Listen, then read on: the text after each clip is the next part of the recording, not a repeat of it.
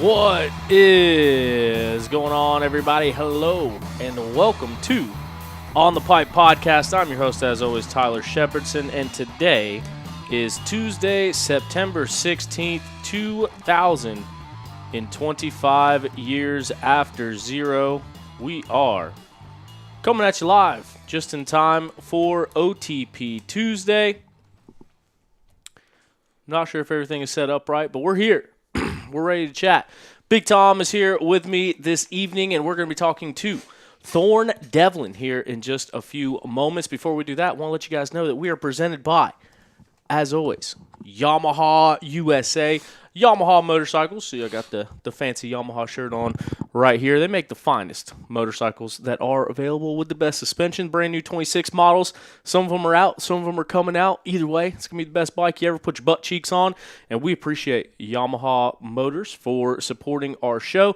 Not only do they support our show, they support the grassroots efforts all over in racing. It seems like everywhere you look, something is presented by Yamaha. This past weekend was the Lead Belt National Enduro. They were posting the follow cam videos. Guess what? Sponsored by Yamaha. GNCC, guess what? Yamaha Live Drone. And they have a Yamaha round. It's pretty cool. They got kids racing at Motocross Destinations this year. That's all courtesy of Yamaha. So Yamaha does some really cool things for the sport, and I'm glad that one of those cool things they do for the sport is partner with this program and help us out. So shout out to Yamaha and the Blue Crew. But right now, we got Big Tom in the studio. Big Tom, what's going on with you this evening? What's up? Man, sorry I was late. It's my fault that we're 7:51, not 7. This time it's my fault. I take full responsibility. It's 7 o'clock somewhere. Hey, Central Time, right? Yeah, Central Time. See, you don't even have to go that far to get to 7 o'clock. Yeah, we're halfway there. But we got Thorn joining us around 8 o'clock, so we're going to talk to him in just a minute. After that, we will go through and dig up some results throughout the nation this past weekend. A lot of stuff going on, a lot of stuff to talk about. Jordan Ashburn, fresh off of an XC1 win, goes out and races a hard enduro. We're going to talk about that. Obviously, like I said, the Lead Belt National Enduro. What? That got me. XC1 win. Yeah. Because I was like, he didn't win the last GNCC. Yep. But he won XC1. He didn't even win. You can't even say now that he won his row. True. Yeah. And that bears the question, what is happening this weekend? I still haven't seen anything about a start. When they sent the email out, it was a start that they were trying out for the buckwheat, and we're going to reassess it. I could have missed it. I haven't seen anything about it. I'll pull it up while we're doing this. But I thought it said try it for the last 3 rounds. As in, going to do it like test run this or last 4 rounds. As a test run this year and not necessarily do it next year. But maybe I read it wrong. I could be mistaken, but I think the way that it read was that they were going to try it for the buckwheat and then reassess the final 3 rounds. See, I thought it was try it for the 4, reassess for next year. But I'll pull it up while we're doing it. I don't know. I got the power of old MacBook Pro over here. There we go. So we should be able to figure out something that's going on with that. If we can find a solution to that, we will no doubt let you know because we are the source of off-road news. At least I try to be. Some stuff. Like I got a little bit of tunnel vision, a little focused mindset over here. I wish I could cover everything, but it is so hard to cover everything. I think one day we sat in this very room and named race series off the top of our head and got almost up to 50. So hard to keep up with all of them. We try to focus on the important stuff, the important bits, and bring it to you. But, yeah, I guess before we talk to Thorn and before we get into the results, one thing that we will do is throw out some T's and P's to some of our friends. Ryan Piper, he came to the Mid-East races a couple times this year. He was piping it up out there. I guess he fell and I believe broke his femur as well. And then 2 femurs. 2 femurs. I'm saying like on the weekend. Oh, I thought you meant he broke both his femurs. Oh, no, I'm not good. Don't do that. That'd be a rough day. And then, obviously, good friend of the program, good friend of ours, and a standout rider, the defending national enduro champion, actually, Josh Toth, like both, ended up going down, pinching himself between a tree and his bike, and he did the old femur delete as well. So, T's and P's out to our buddies. Obviously, injuries are a part of the sport, but the big ones really get to you, especially I mean, talking about it going into Lead Belt, Stu and Toth had been trading overall wins throughout the season. They were tied up, and then Stu went ahead at the last one, and got out into the points lead. And so Josh was looking to rebound from that. Could have got a big points day. Stu riding around in fourth place. No, I'm just messing. I called Stu messing with him about that. But really unfortunate for the championship defense to go this way. Especially, it's been a tough couple of weeks for Toth, man. Going over to Europe early to race some tune-up races to get ready for ISDE. Gets hurt on the first day of ISDE. Gets sick on the second day of ISDE. Gets hurt again on the third day of ISDE. Had to miss last weekend's GNCC due to that elbow injury from ISDE, and because he's in the points at National Enduro. That's why they held him out at GNCC. So then he goes over to National Enduro this past weekend. Very first test of the day. Very dusty conditions. Don't know how he crashed or what happened. All I know is that he got pinched between a bike and a tree and broke the femur. Same femur that he's got the rod in his tib fib on. So doesn't sound fun. Yeah, that side of his lower half is not doing well. Yeah, take it easy on that side, Josh. The rod that's in his lower leg was already bent. Really? So now he's got a bent rod and then new hardware going into the femur. No, that sucks. I guess the only good thing about a femur is they typically heal pretty quick. You get a rod put in it, and it's such a big bone that they typically heal quick. So, yeah. I know when Stephen Harrison broke his, like, he had surgery, and they had him up walking, like, right out of surgery. Yeah. Like, just as soon as, like, you wake up and your first round of PT, you're walking with a walker down the hallway. Yeah. So, as long as hopefully everything went well with surgery and whatnot for both of them, typically he should be good for first part of next year, I'd think. Oh, yeah, absolutely. I think he'll be back. I mean, look at Brandy. Brandy broke her femur at Camp Coker, and she went and raced ISDE and almost won GNCC last weekend, her first trip back.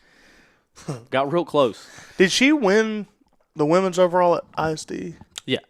Oh, yeah. She won. Did she sweep every test? She did not sweep every test. There was a lot of mix back and forth. Corey was in the mix. Danielle McDonald, I'm pretty sure, won a day over there. So didn't go undefeated this year, but still won. Okay.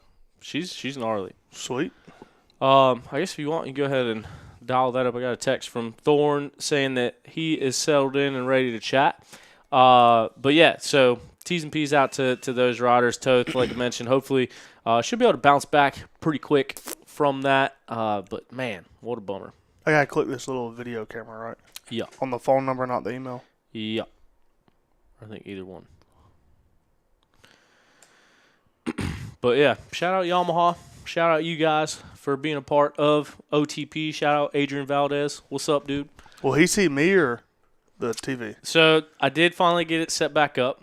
I believe he will see the see program okay. feed. So that also is confusing for them because sometimes they'll be talking and then they see themselves on there and think we hung up. But we didn't hang up. But joining us now, and it's rightfully so that he has an American flag in the background because he was the top American rider from the club teams this past year in Italy, coming fresh off of a desert win. It seems like the man's doing everything. Welcome to the program, Mr. Thorn Devlin. Thanks, man. Thanks for having me. What's going on, man? How are you?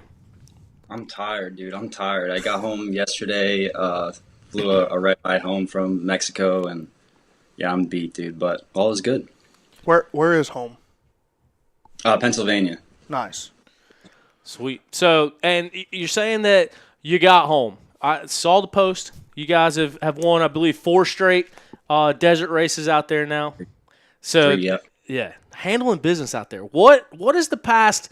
Let's start in 2025. What has this year been for you, man? Because I see you everywhere. You're doing everything but racing GNCCs, and we're going to talk about that too in a minute. But what's the year been like for you, man? It's been good, dude. I've just been taking it like whatever comes, like whatever opportunity presents itself, and it's been wild. Like it hasn't been easy by any means, but just been doing whatever gets it done. So when I go to Mexico, I actually fly into Los Angeles, and I get on a street bike, and I ride a street bike down into Mexico. And that's how I've been getting it done the past couple of rounds. So it's 215 miles on the street to Los Angeles to Ensenada, where the race starts and where the team is, and so that's about a 4.5 hour ride on a bike. So I Yeah, fly. I was just thinking like two. What'd you say? 215. Yeah, 215. That's a haul on a bike. What kind of bike is it? A GS BMW. Okay, nice. Yeah, so it gets it done, but man, it's a trip every time. So especially after like a day of flying, and then I land and I get it picked up at the airport, and then I take a gear bag and clothing, and then I just exchange. I put my clothing back in my bag, put my gear on, and I strap my bag onto the back of the bike. I ride in. So it's gnarly, but like this past one was from Wednesday to Sunday morning. I did 820 miles on a bike. Holy cow! Yeah, dude, it's a lot. That's it. Yeah, I know. Dude, I'm sore puppy. It's a lot of miles going to Baja because you got to pre-run your sections and stuff. So everything you're racing, you're also pre-running it at least once or twice. So like if you have, I did 220 miles of the 400, so I had to pre-run before the race. And so that's what's the event? That one's the Score International Baja 400. Okay. So it's a 4-round championship. It goes 250, San Felipe 250, and then Baja 500, Baja 400, and then the 1000. Nice. Okay. Yeah. And that's all in Mexico. Yeah, and one thing that's interesting in the score stuff is you get more points. You get start points, you get finish points, and then you get your position points. And the points are based on how many riders are in the class, so how many entries there are. So if you have like a big entry, you get more points on a win. If it's a low entry, it's hard to get championship like lead if there's only 5 teams showing up like they did at the 400. So when you get one that shows up with, let's say, 10, 15 teams, like that's the days you got to be on it and balls to the wall and win them suckers. Yeah, absolutely. A lot more on the line for those ones. But man, so where did the desert racing things come about? Because obviously I got to know you from the OG Full Gas Sprint Enduro days, and you were racing GNCC XC2 there for a while, and then you kind of been out of the GNCC scene, but obviously staying busy, man. I mean, I see you at the locals, and then we've actually talked about you on the show several times. We started posting all the desert stuff coming out of nowhere, man. So where did all that come from? How'd that start to happen? Yeah, I did a 1,000, the Baja 1000 at the end of 22 based on a Facebook post. Somebody had commented, made a Facebook post saying like there was 2 dudes that had $3,000 burn a hole in their pocket, and they wanted to do the 1,000, which started in 3 days at that point. 3-day notice, dude. Yeah, to like let this guy know. So I commented on it sarcastically, saying like, "Haha, I wish." And turns out this guy reaches out to me. His name was Rudram Das, and I didn't know who he was. I knew he lived in Bethlehem, PA, which is about 40 minutes from me. But he called me on a Sunday night. I needed to be there Tuesday morning, and all I got, and he was an Indian gentleman, and all I got in broken English was I needed to be there Tuesday in Mexico with $1,000. And so I booked a one-way ticket. I did it. We finished. I did that first 1,000 I did a section through the night. It was 198 miles. And when I left my team, you use like the Amigos pits, which are like a pit service that you can buy. And so we used that, and I did 198 through the night. Next morning, I saw my team, and I got off the bike. So long story short, at the end of that 1,000, I finished, and I met a gentleman by the name of Bhaskar Ramani. He's from Atlanta, Georgia, and he has an effort that he does, and he called me that spring and said that he wanted to do the 1,000 again. So I did it again last year. We got third in Pro Limited, and that kind of got the itch and the ball going. Then he wanted to do the championship for the World Desert this year. So hell yeah, we went for it. And right now right now we're sitting pretty. Right now, based on start points, finish points, all we got to do is really start and finish the 1,000, and we got the World Desert title in our hands. So. Wow. Jeez, dude. And so that first year you went and did it on 3 days' notice was no pre-running, nothing, or did you go down there and pre-run before the event? Straight into it on a it was on a PDS 450 EXCF. Oh. It didn't have. It So was you obviously not, had no time on. I mean, did you get to ride the bike at all? no, dude. It was smogged. It had two sets of bar risers on it. It had like the beach cruiser style grips, like foam grips. But man, just for the love of the game, grinded it out, and now it's led into all of this. And man, Baja is absolutely insane. I mean, the race course is open to the public. Like, it's not shut down, so you're taking like dirt roads, and dude, as fast. Don't think that like Baja 1000 is like a highway, because it's far from it. It's really gnarly, but there are roads they're taking dirt roads like with semis on, and the semis and these farm roads are not shut down. So like, you could hold it as much as you want. You could do 75, 80 miles an hour, no problem. But you got to worry about, it's open to the public. So these are traveled roads by the locals. So you'll come turn, and here's a car facing you the opposite way. See, and I'd always heard that, like, about people hitting non-race cars and stuff, like, pedestrian cars and whatnot, but I didn't realize the whole course was open. I thought it was just like coming up onto a town or going through a town was open, but the whole race course is wide open. That's where like a lot of, from what I heard, like that's where a lot of deaths come from. Is not the racers, but specifically like, you got a local who's getting cranked by a trophy truck at 85 miles an hour, and they're in a Ford Explorer that's from '06. Like you can guess who's going to win that battle. So it's like it's kind of a bummer, and like some things are dangerous because they tear up the roads so bad, specifically the trophy trucks. And, dude, they don't get these roads don't get fixed. So, like, the local farm roads, I mean, you could imagine, like, if you lived there and those were your dirt roads, and you've got 1,000 horsepower, 3-foot travel trophy trucks just full tilt on these roads, they get destroyed. So, some of these people that are locals, aren't super stoked about it. So. Well, do they know that the event's going on? They have to, right? Like, they do, and that's the thing, dude, is like at the San Felipe 250, like I pre-ran a section, and the course is changing all the time because one time I'll pre-run it, one day I'll pre-run it, and it'll be fine. Next day I'll pre-run it, and they'll have a barbed wire fence built across the track. Oh, so they set booby traps. Yeah, just like they get they just kind of get territorial, like this is our property or whatever they think. I'm not speculation, but like whatever they think they're in the right for. So they block the course off, or they turn arrows around because arrows in Baja are like they're a courtesy. Like you are given, I think for the 1,000, I think they give you a month to pre-run, and so.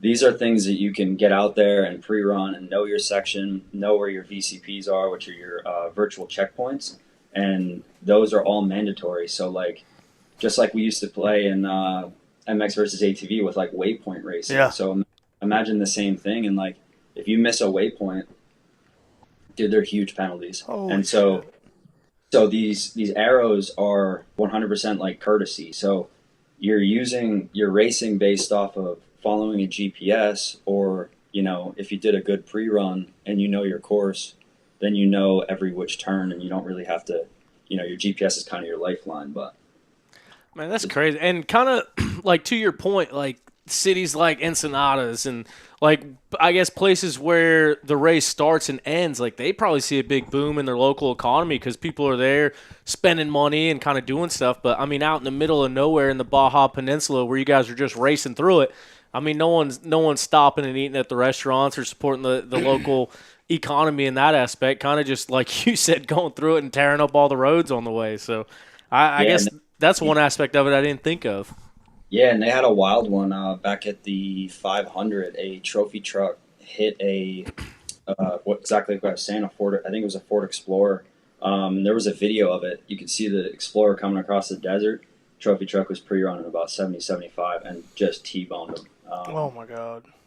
And the guy didn't make it, the driver of the Ford. And unfortunately, the trophy truck drivers got a helicopter out. They called in and got a helicopter out. And that was a really ugly thing going on. That, it got sorted through SCORE and through the locals. And they were actually talking about doing a deviation around that area because, the locals they were annoyed that this guy just got his life taken, by what is seemingly a local road, and now this guy just got his life taken, because these guys are kind of just joyriding.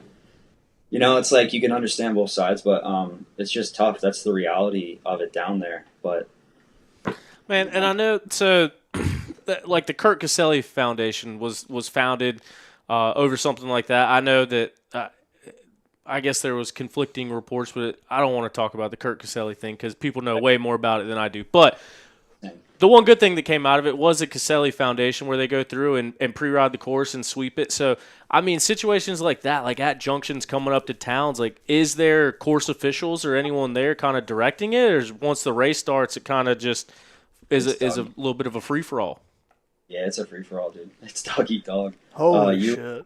You got to be on your toes, and I'm thankful for the way I do it is with a local pro. His name's Louis Aguilar, and like he looks like he's 28, but he's near 40. He's just still like living his youth, but he is the local there. That's where I stay. It's where the team bike stays and the pre-runners and stuff. So he is like a wealth of knowledge. For me, not being a desert guy, I know things to look for. Like the dust is. People always think that the night stuff is scary, but for me the night is actually the most safe because Everyone's in bed. yeah, headlights and there's fires and like it's actually a little, in my opinion, it's a little more visible at night with lights and stuff coming towards you. So during the day it can really get hairy because there's a lot of normal Joes out there, and as much as you want to go fast when you see them, those are almost the times you need to back it off a little bit.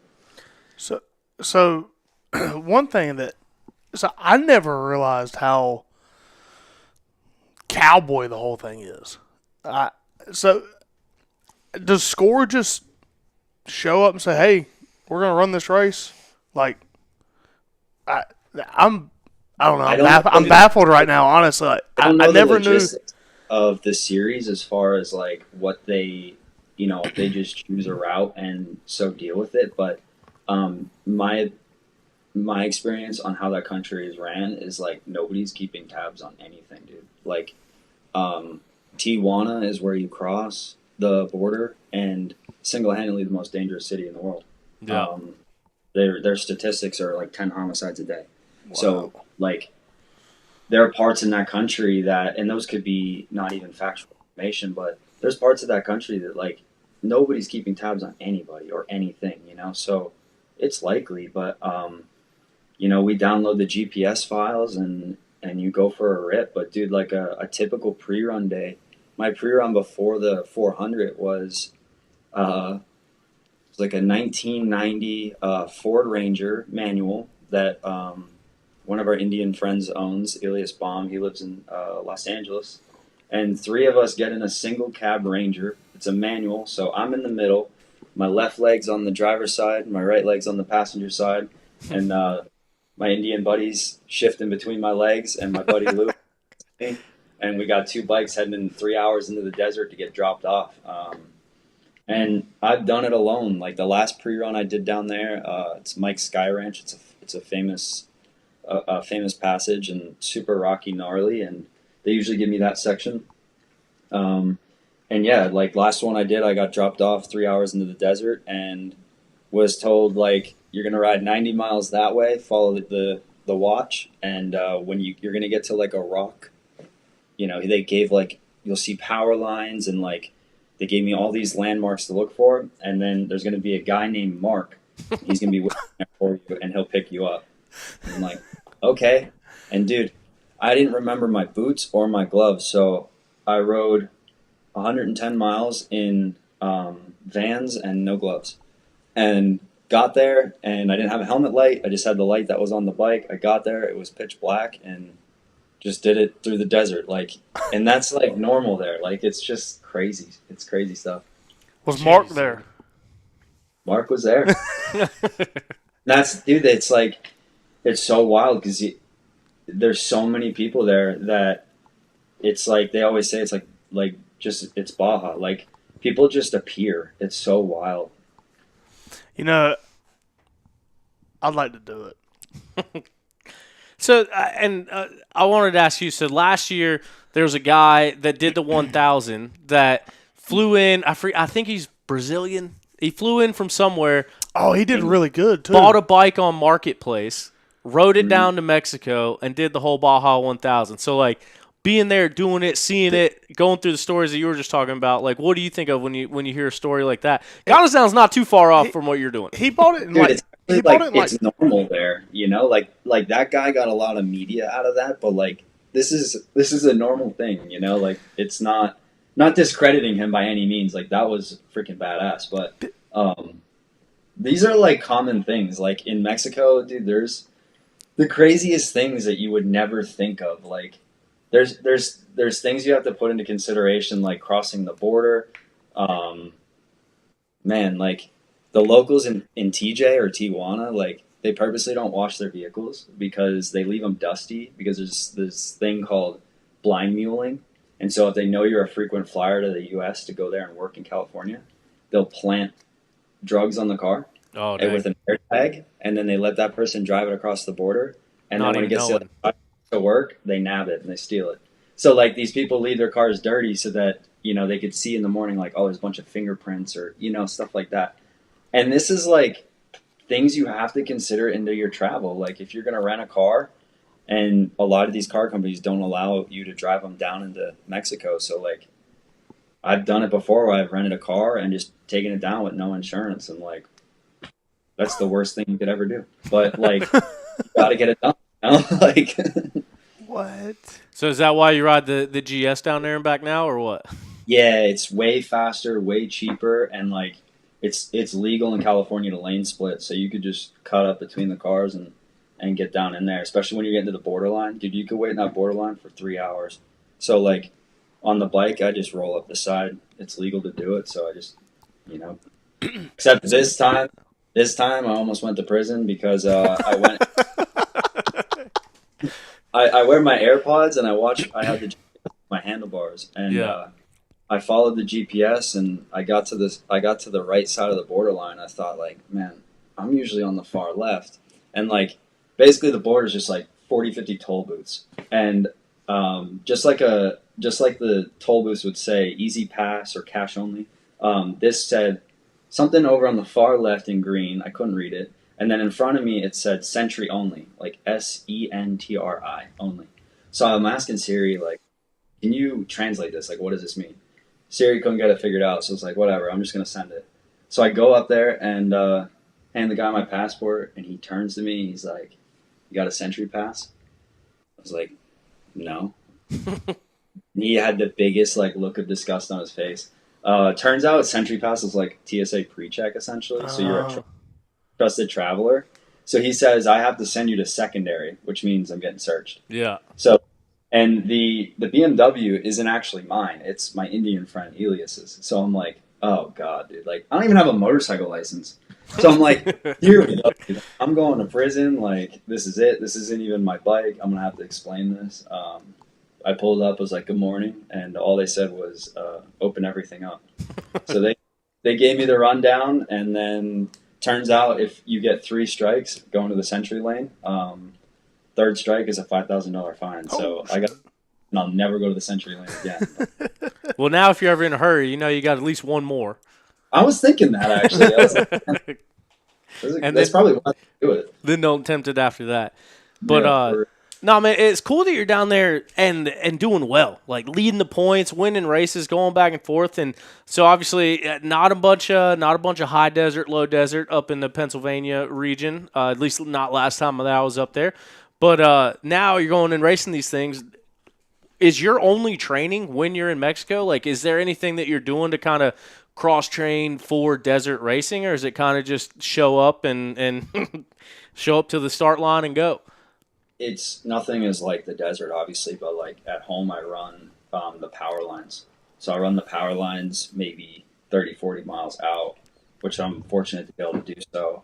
It's not necessarily, it's definitely trespassing, but run the power lines out, and then I'll hit some hit single track, and just try to put as miles on the bike, because that's like, dude, it gets you can easily lose interest. Like when you're doing 100-mile sections, like the SLR team, 7X, dude, they're a bunch of beasts. They did the 400 miler with two guys.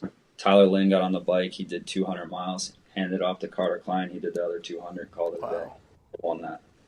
And it's like, getting on a bike for 200 miles is a lot. And to get on a bike and do it at that speed, like we're doing 70, 75 easy. And I mean, it takes one rock at 75 to end the day. So like, it's gnarly stuff. They're flying helicopters over you, which is like insane. This one, they were flying helicopters ahead of me to clear the cows off the trail. Because I'm looking along at 60, 65, and I hear that you could hear the helicopter over you. And I look out, and they're going down, and you could see them running off to the side, so they're just clearing the courses and Wow. desert. But you know, like those experiences are they're incredible. You know, like just to be taking that all in. And a lot of these top guys have helicopters that follow them, and it's so wild because you'll be waiting there to get on the bike, and next thing you know, you'll have a helicopter coming. You'll hear it, you'll see it, and obviously there's a bike under it. And then next thing you know, it's goes by a bike at 75. It's just insane. Dude, that's great. So last year went out and did Vegas to Reno with Stu and them, and kind of just hung out and filmed. And from everyone talking junk there, calling it the Blade in the Desert, I understand vastly different than Baja. But it was my first experience to desert racing, and same thing. They had the trophy trucks. Stone Cold was out there in his UTV. Nice. A lot of cool things, but one thing that was blatantly apparent as soon as you pull in the parking lot to qualifying is that those dudes are in a different tax bracket. It's a little bit different than pulling into a GNCC parking lot, seeing the rigs that are showing up to go desert racing with their own support helicopters. Yeah, dude, it is next level, especially when you get to those trophy trucks, dude. It's, dear Lord, man. These guys have beyond money. Like they're talking about, oh, their pre-runner broke, which is it's a $500,000 to $1 million pre-runner, which is just their trophy truck that they take out and just check the course out. And their broke, so the guy took his helicopter, and he was now pre-running his section with the helicopter. And I'm sitting here, I'm like, dude, I'm still trying to prep my goggles, you know. Dude, that must be such a bummer when you just when you're forced to take your helicopter out to pre-run. Yeah, and this guy's talking about it like it's a like his week's over now. Like, oh, I had to take it out. Like, So what? man, If the pre-runner cost $500,000 to $1 million, what's the race truck cost? a lot of money. You're talking some big numbers. Like, I don't even want to know what their tire budget is. Like, just all the costs alone. The coolest thing too is these guys have chase crews that are like, you're talking like F550s with big chassis on them that have full blown like fabrication weld shops in them. Like these teams have a couple Raptor R's with Starlinks off the top of the roofs, big satellite GPSs. They have communications. They're communicating with the drivers through the helicopter. Like, it is some serious money stuff. And all these people like are super cool. You can ride up to them and say, "Hey man, can I use your Starlink?" And boom, you're on it. And you can get service, talk to anybody. So, Wow. like, it's just a different world down there. But it's super cool to see. Getting caught and passed by a trophy truck is easily the most terrifying thing in your life, because they only really catch us at the 1,000. They start them a few hours behind us, but They catch us. They typically try to start them with enough hours that they catch the first bikes by nighttime of the next night. So we start at maybe 3 in the morning, 12 at night, and then we race all the way until we're done, which is basically one full day of light and then 2 nights of dark. So they time it so that they catch us when the dark hits. It's a lot easier to know that they're coming with their lights behind us. But one thing about Baja that always gives me like comfort is their Stella and their safety protocols. We have a Stella device on our handlebars that gives us our live speed, mileage, everything, and that's interactive through the comp center. So I have a Stella on my handlebars. I have a Spica on that gets transferred from the body of the rider, and we usually have one more device. But as soon as that bike stops moving, it'll ask you if you're okay. And there's a sequence of, you can respond. If you don't respond, they'll send a helicopter to those coordinates, no questions asked. You can respond on there, say it's a mechanical. And then also, because it knows you're stopped, any riders that are approaching you that you might be down, it approaches them, blinks, and beeps really loud to let you know that there's an SOS ahead of you so that you're not, to look for this stuff. So, and also, if you come up to a down rider, the GPS knows that that rider's coordinates are there, and then it picks up your coordinates stopping with them to help them. And anytime you spend with a down rider, an hour, 10 hours, doesn't matter, you can get back on the bike, and that time is deducted from your race score. Oh, that's cool. Yeah, there's no penalty to actually assisting down riders, and for me, that's like super helpful. Especially, you're down on the course, and you got trophy trucks coming behind you, dude. It's good. It's good that they know you're there always. And if they're trying to pass me, you just spam the button on your Stella, and it notifies me on my bars. It beeps really loud, and it shines a really bright light to let me know that they're behind me and they're trying to overtake me. So, like, that stuff is next level tech, and having that as a racer is just incredible. I can. My family sleeps a little better at night knowing that, they have SCORE has our back on all that stuff. And that how new is that? I can't speak on it. I don't know when it started, but I know for the past 3 seasons that have been involved in Baja that it's had it. So I would assume sometime after Caselli. Mm-hmm. That's pretty crazy, man. It's cool they're doing technology like that. And then, like, getting passed by a trophy truck. I think last year in Vegas, there was a quad rider that actually got ran over. Like, I think it was so dusty they didn't see him in the dust and actually ran over a quad rider, which sounds just absolutely miserable. I can't imagine how that – well, close. I have swept road a Mid-East race during the quad race and had quads coming up behind me on a dirt bike. So that's got to be a pretty similar feeling to getting passed by a trophy truck at 100 miles an hour. They don't lift. They don't lift. You think like you're in 2-track trophy truck ruts and you're hammering along pretty good, and next thing you know, your Stella beeps. And that's like courtesy, dude. They are not lifting off the gas. You better get the hell out of the way. That's insane. I didn't think about that because the ruts are probably already there from them pre-running and stuff before. I mean, you guys at the GNCCs, the 2-track with the quads. Imagine that with 1,000 horsepower on 40s, 40-inch tires, In 3 foot of silt berms on both sides. It's not. When is the 1,000 this year? It's going to start on the 14th of November. Yeah, so my birthday is November 16th, and I know every year it's always starting like right at my birthday, and every year I say I'm gonna go down there, and I never do. But now I know somebody, so maybe I'll make it down there this year. Just like ISD. Just like ISD.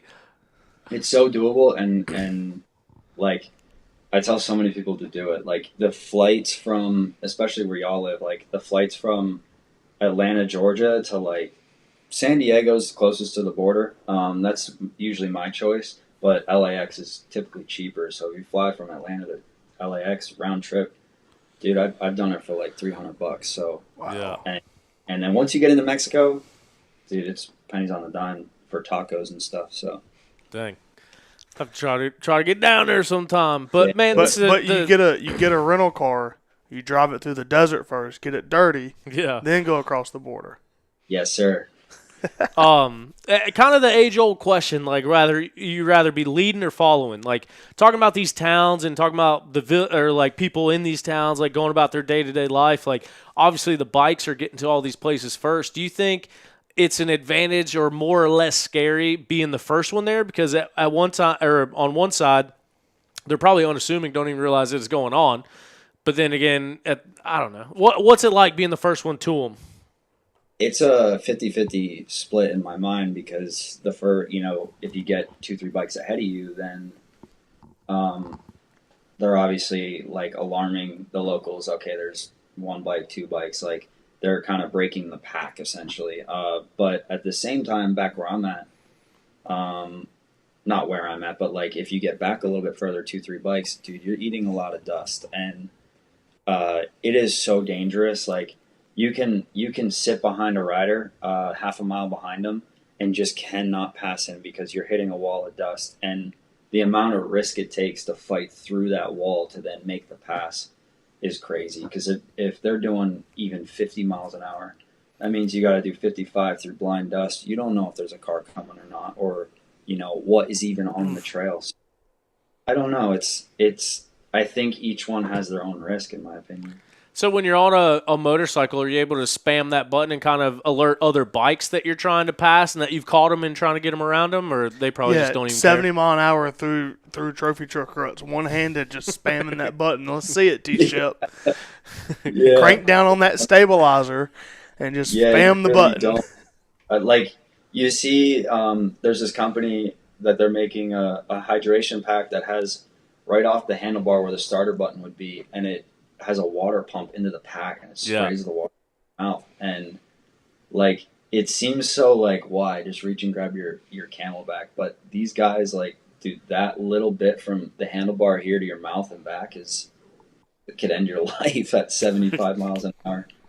All right, forget about hitting the button then. So, question for you, Thorn. What's the goals down there in Baja? I mean, like, obviously you're doing the 1,000 this year and going for that Scores World Baja Championship, whatever the name was. But like, what's the future looking like for you? That's it for now. Is I want that one. I want that World Desert title. I think it'd just be great to accomplish, and then really just see what goes from there. Like I want support so bad. Like I want to do this, keep doing this, And right now I don't have an income at this stuff. Like this Baja stuff doesn't make me any money. And either did ISDE, So like right now the goal for me is kind of just keep building my resume and try to be as well rounded as possible. And if SLR picks me up to do more Baja, I will. Like I'm not by any means desperate, but I do want to have a lot of feathers in my cap so that I can keep doing this because this is my passion. This is what I love. Like, I race a lot, even though I'm not at GNCCs every weekend, which I wish I could be. But did I ride an adventure bike an hour back to work every day? Like, I just love motorcycles. So if I could keep doing it the way I am, and that's really the goal, is just to open my connections. So with all that being said, and kind of going back to Tom's point, you mentioned that pretty much all you guys have to do is show up, start, and finish to wrap up the championship. So is that the goal? Like kind of let's just make sure we finish, or are you guys still going there to win the 1,000? No, like honestly, our team motto is roll in, roll out. So like roll on the gas, roll off the gas. Just be very smooth, and that's really just been our goal all along. Like these guys are, Lewis is almost 40, and we're winning these races in Ensenada. Like there's 4 World Desert races a year, right? Like there's 4 main races in a season. So you guys can imagine, like in the States here, if there's 4 main races, like they're going to be partied hard. They're going to be ridden hard, So these guys now leading it, never having the opportunity to race it, just because the entry fees cost so much money. Being able to get the opportunity, and they were leading the points and stuff. Like for me, I'm telling them just ride the bike. Like don't stress about the points. Don't stress about a championship. Like because it was really starting to work some of them up. Like they were getting a lot of like hometown pressure that they had to keep this championship, like be the man at the next one because they won the first one and that it was a fluke, and so like it's really great to have the opportunity to like be able to give my experience to them and vice versa, so that I could learn the desert. But yes. So there's no prize money or anything? Like you guys winning these races, you're not, I mean, surely there's got to be some money coming in. Maybe you're not getting rich, but is there prize money? Yeah, there is, but here's the deal. Like the prize money is half the price of the entry. Half the price of the entry?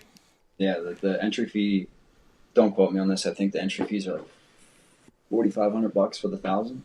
Wow. Big money. So like, even if you make that back in a just for your entry, like it's kind of a wash. Like it's really hard to make money there unless you're getting it from, Monster or your sponsors. That's pretty crazy. But really, for me, it's like, I don't have. It's not like I'm turning down opportunities here to make money to race, per se. So for me, if I can go accomplish the goal and get a world desert title, get my name maybe going on the West Coast in some desert racing or whatever it may be, like even though to me it's kind of like an investment in myself, is to like trying to show what I'm capable of in hopes that I can keep doing this. Man, that's insane. It's cool to hear all that and cool to kind of find that you got a group of guys down there to get things going and get things started. So hopefully we can go down there, wrap this championship up, and that'll turn some heads and kind of get you on the map for that. But I know another thing that kind of got you on the map, and we talked a little bit while you were over in Italy, and interesting to see like the lack of media, I want to say, for how well you're doing, especially taking an overall test win out there. Super sick. Got to be a really cool feeling. But coming off of Italy, being the second club rider overall, top American club rider, and as I mentioned, even winning a test on one of the days out there, what was the whole Italy experience like as far as going over there and riding and putting in some solid results?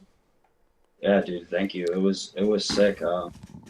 I had a lot of just like, not to be cliche, but like I had a good mindset. I had a good bike and good people around me, and like it just showed in my riding. I was able to ride the bike how I wanted to all week, and Italy was good. I did very well, but I wanted to do better. There was days I cleaned up for sure, and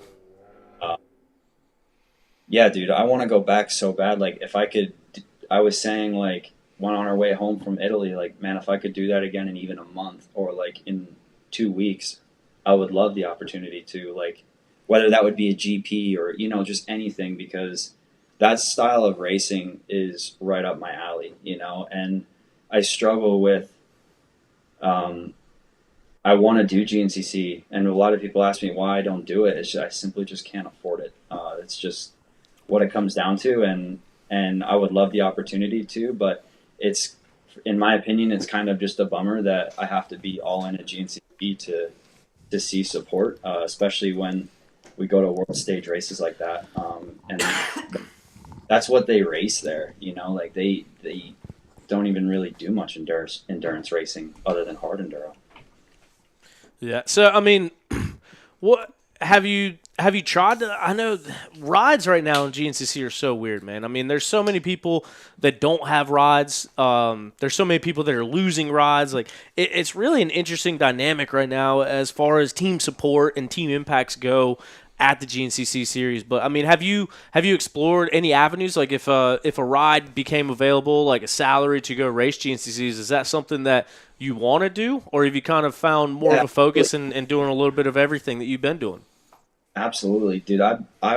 If I had my Yamaha with a big tank, I would have been at the last GNCC. I said that on my way home from Italy. I'm like, dude, if I could just hit a GNCC, I think it would really help me find some support, because honestly, like, if you look at my program, that is literally the only missing piece of the puzzle, and really it just comes down to, for me, like, having bikes and the finances. Like my Yamaha, I financed that motorcycle, and like I owe a lot of money on it still, and I am waiting for that bike to come back. I was about to say, and it's sitting in Italy. Yeah, and I'm waiting for that bike to come back so that I can do it. So that's why, you saw me at Rattlesnake on a KTM 300, and that's my boss's bike. He was able to give me that bike for the year and kind of alleviate me not having to buy another one. So like, huge thanks to him at Fegley Oil and to still have a bike to race, but it's kind of a bummer because I want to go do GNCCs. I wanted to back up my Rattlesnake win and go to the next one and stuff like that. But man, this stuff is like ISDE is a huge hit financially. So just trying to do what I can with the amount of money I have. Do you have Yamaha suspension over here? Like, do you have suspension that's built waiting on your bike to get back, or is all your suspension over there too? Yeah, my suspension's on it. Everything's on that bike. So you don't have a spare set of suspension out here? I could. What are you doing this weekend? Well, what's this weekend? I got there's a GNCC this weekend. I got a almost brand new YZ250 FX. And if you're willing, I know you don't want to ride stock suspension. Everything else on the bike is stock. But we can do a little OTP arrive and ride. I got your entry fee covered, and I got you a bike to ride if you can find suspension that you want for it. Damn. Throwing it out there. Live on the show. Good offer. I'm sure we could scarf up a tank somewhere. I think Big Rig Craig's got one. I didn't think about a tank. I can call the Empro guys tomorrow, see what we can get drummed up. See if you could get a 450 engine. All right. XC1 guy. Dude, I'll do it. Hey, he's being picky now. That's all I got. That's all. I'm a big boy. I told him I needed a 450. I got a 250. Wants to put it on top. You got to get a 450 engine in there, and we'll be on top. Hey, Craig is out of town, and I know where he lives. Yeah. And he just got a Yamaha 450. We can make this happen. So what? I was going to ask this, but the bike you rode at ISD, it was a 450? Yeah, 2025 450 FX. Okay, so if you did, because you said if you had a big tank on that bike, go to the GNC, you'd run XC1? You want my honest answer? Yeah. I think I would race A Open. Okay. Because, one, I'd get contingency, and two, it's just kind of I don't know. I wish there was the middle ground. Like, I don't want to sandbag A Open, but I don't want to. I mean, I would race XC1. Well, dude, here we go. So now we got this new entry, which we did get verification, courtesy of Emily H. in the comments. This adjustment to the traditional row assignment will be evaluated after the event for further consideration from the GNCC Bulletin. Thank you, Emily. Right now, the starts are split. So you would be starting in XC1 on row number 2, and everyone talks about how big that 1 minute advantage is. So you could also kind of play sneak attack from the second row and get in the mix out there. See, I like that because like I don't I like to chase, and then I like to manage and then make the path. Like I'm not a guy. I don't mind if I have to lead, but see, I like that they're doing that now. I know there's a lot of mixed reviews, but it's kind of sweet because you could run XC1 but not have to go through being in the lead pack. So and apologize if this kind of makes me sound stupid or whatever, but I was telling T-Shep earlier, I was like, I know nothing until this tonight. I knew nothing about you, right? So you have ran GNCCs before, right? Right. Yeah. Yeah. Because I know you had, but what were you running when you were doing them? XC2 Okay. with Beta podium at it was Tiger Run. What is that? That's Big Buck. That's the bigger buck. Yeah, the bigger buck. So I got a XC2 podium there, and then just struggled with rides there on the team, and then went to 760 Husqvarna, and pretty much was like top 5 in points. Until I had a wrist injury, and then that kind of just pumped the brakes on that for a little bit, and that's where my support kind of ended. So, like I said, I knew you had done them. knew no details or anything, right? So Factory rider, man. hey, yeah, that's beta power, baby. Rideability. So anyway, but no, I think it sounds bad to say, but you're probably making more of a name for yourself by the ISDE and then this stuff going on in Baja, which nobody over here knows about, right? Just because Right. there's nobody really keeping up with it. I'm sure there are some people, but the majority's not. But you got to be making a name for yourself over there on the West Coast and in the desert, like especially if and that was something else I was curious, like being in you said it's Pro-Am that you guys are Pro limited. Yeah, Pro so that means Limited. no So mods to the engine. what was that? Pro limited's no mods to the engine. Okay. It's limited, so it's So pretty it's much a just stock. a stock motor. Okay, so but like how do y'all is there like an overall down there that y'all compare to in the open class? Yeah, like we battle fourth to fifth overall typically. Okay. And so, yeah, like I know that I could. Let's see. I don't know how to say this. Like, if I was given an opportunity to run on 7X or 1X, I would be confident in accepting that ride.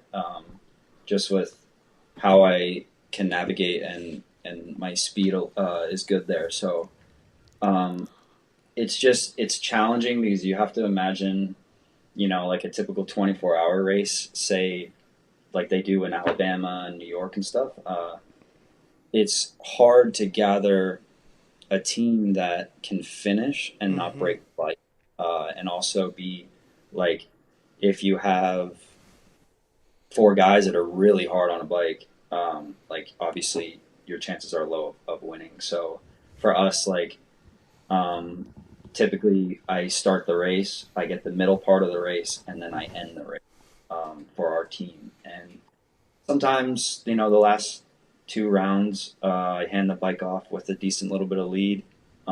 Sometimes we lose it, and I get on the bike, and like this last one, I got on the bike with I gave it with a 4-minute lead, and by the time I got it back at race mile 150, we were down 0.7 of a mile, almost a mile.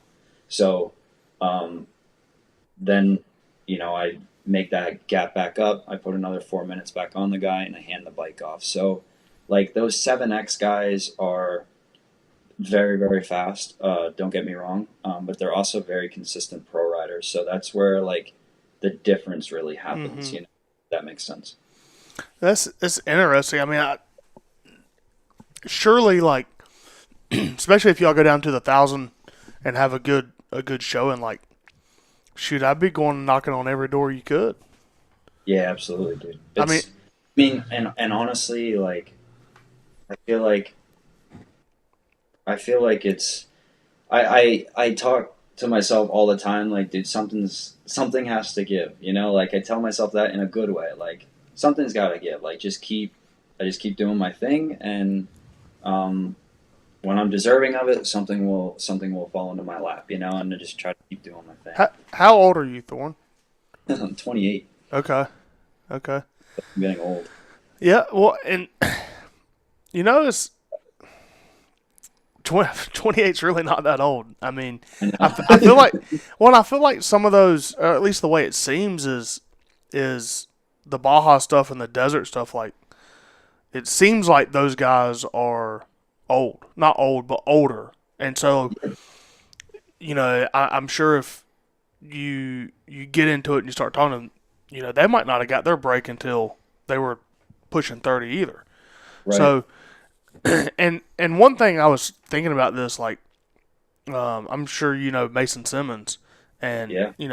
He did this East Coast thing, obviously from Australia, out of the norm. Did 2 years here, and then he the racing over here really pushed him out. Like he had some results, but not great and not consistent, and he kind of went over there and, in a sense, got lucky, but really put all his eggs in that West Coast basket. And he's doing the works and the It used to be Big Six, but Yeah, those series. But I feel like you could potentially do the same thing with the Hare and Hound. without a doubt. Yeah, honestly, dude, like the Baja stuff it's just a tool for me. Honestly, like don't get me wrong, I would love to do more of it, but it's just a tool to maybe meet connections out there Okay. that puts into racing works or racing um, any type of series out there. Right now, I'm chasing a GP series at home, and I've got my eyes on. I want to do a round or two of enduro cross.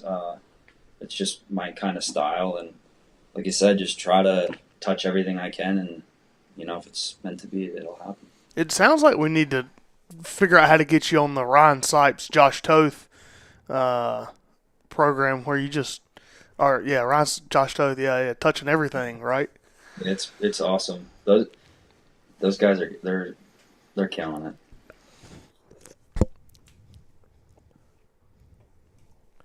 But T-Shep, you're talking about ISDE, and that was a much different experience from this ISDE to the last one that I did in Argentina in 23. How did the club team come up this year? How'd you get an opportunity to go over there and represent USA this year? Yeah, so I did that qualifier out in West Virginia. Or no, that was high voltage, so PA. Just did that, and then I qualified, I think, second on the East Coast. And, yeah, I got put on a good team with Team Rabaconda with Cole Whitmer and JoJo Cunningham. And, those guys were a blast, dude. All week they're cracking jokes and just keeping it fun. Like, they're asking me, does my back hurt? I'm like, no, I like carrying the weight of our team, Like they were just making jokes all week. JoJo's like, man, if I could get my life together, but thankfully for Thorn, we're gonna end up on the podium. Like they're just cracking jokes, and it was a really good time over there with those guys. Yeah, I bet it was. It looked like an awesome time over there, especially like the scenery, dude. Because as you mentioned, like a lot of times it's Argentina or Chile, and like those places are really cool, but a lot of it's kind of the desert environment. But like seeing the ones in Italy and like the test that was over top of the mountains with the lake behind it, and everyone's sipping wine and eating pasta every night, and it seemed like a really cool one to be at this year. Yeah, it was pretty awesome, and dude, like the guys that we were battling with in club.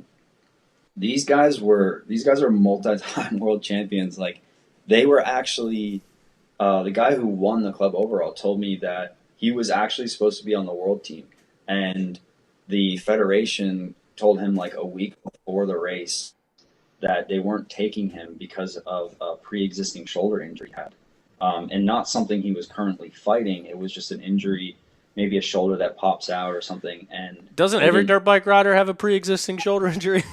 Just anything, pre-existing anything. But yeah, so they didn't take him. So this guy's got a full factory Fantic ride and 2 Honda factory rides, and these are the guys that we were racing against in club, and like I'm fighting them every section down to the second, and I look on the scores and I'm like, damn it, they got me by 2 seconds, and then I look at it and I'm like 11th world, and it was really good for me because I could be competitive with those guys. But as you stack my results in, I was 18th in the world through the overall. So, like, those guys pushed me to go faster and do better. But, man, these were some, like, serious competitors we were going against. Yeah, and I mean, also to that point, like, that would put you in, like, top contention for the American Trophy teams, too. With your ride out there. But I mean, what was it like going through and finding out that you won a test overall, like over Josep, over Andrea, all them dudes? Shoot, I didn't realize that. When you said the overall, I thought it was club overall. No, I overall. The real overall. Fuck yeah, that is awesome. Yeah, I beat Verona by 6, and I beat Garcia by almost 8. Did your helmet fit the next test? Honestly, dude, I didn't believe it.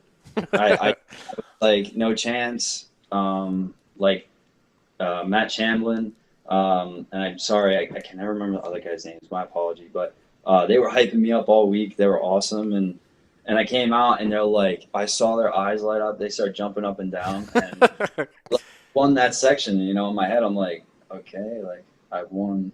Cool, gaining time. day 5 or something, day 4. I'm like, I've won a few, you know. And they're like, no, overall world. I'm like, no way, you know, like y'all. They're writing it down on paper. I'm like, nah, y'all messed up. And then like, no doubt to them, just kind of doubting myself in a way.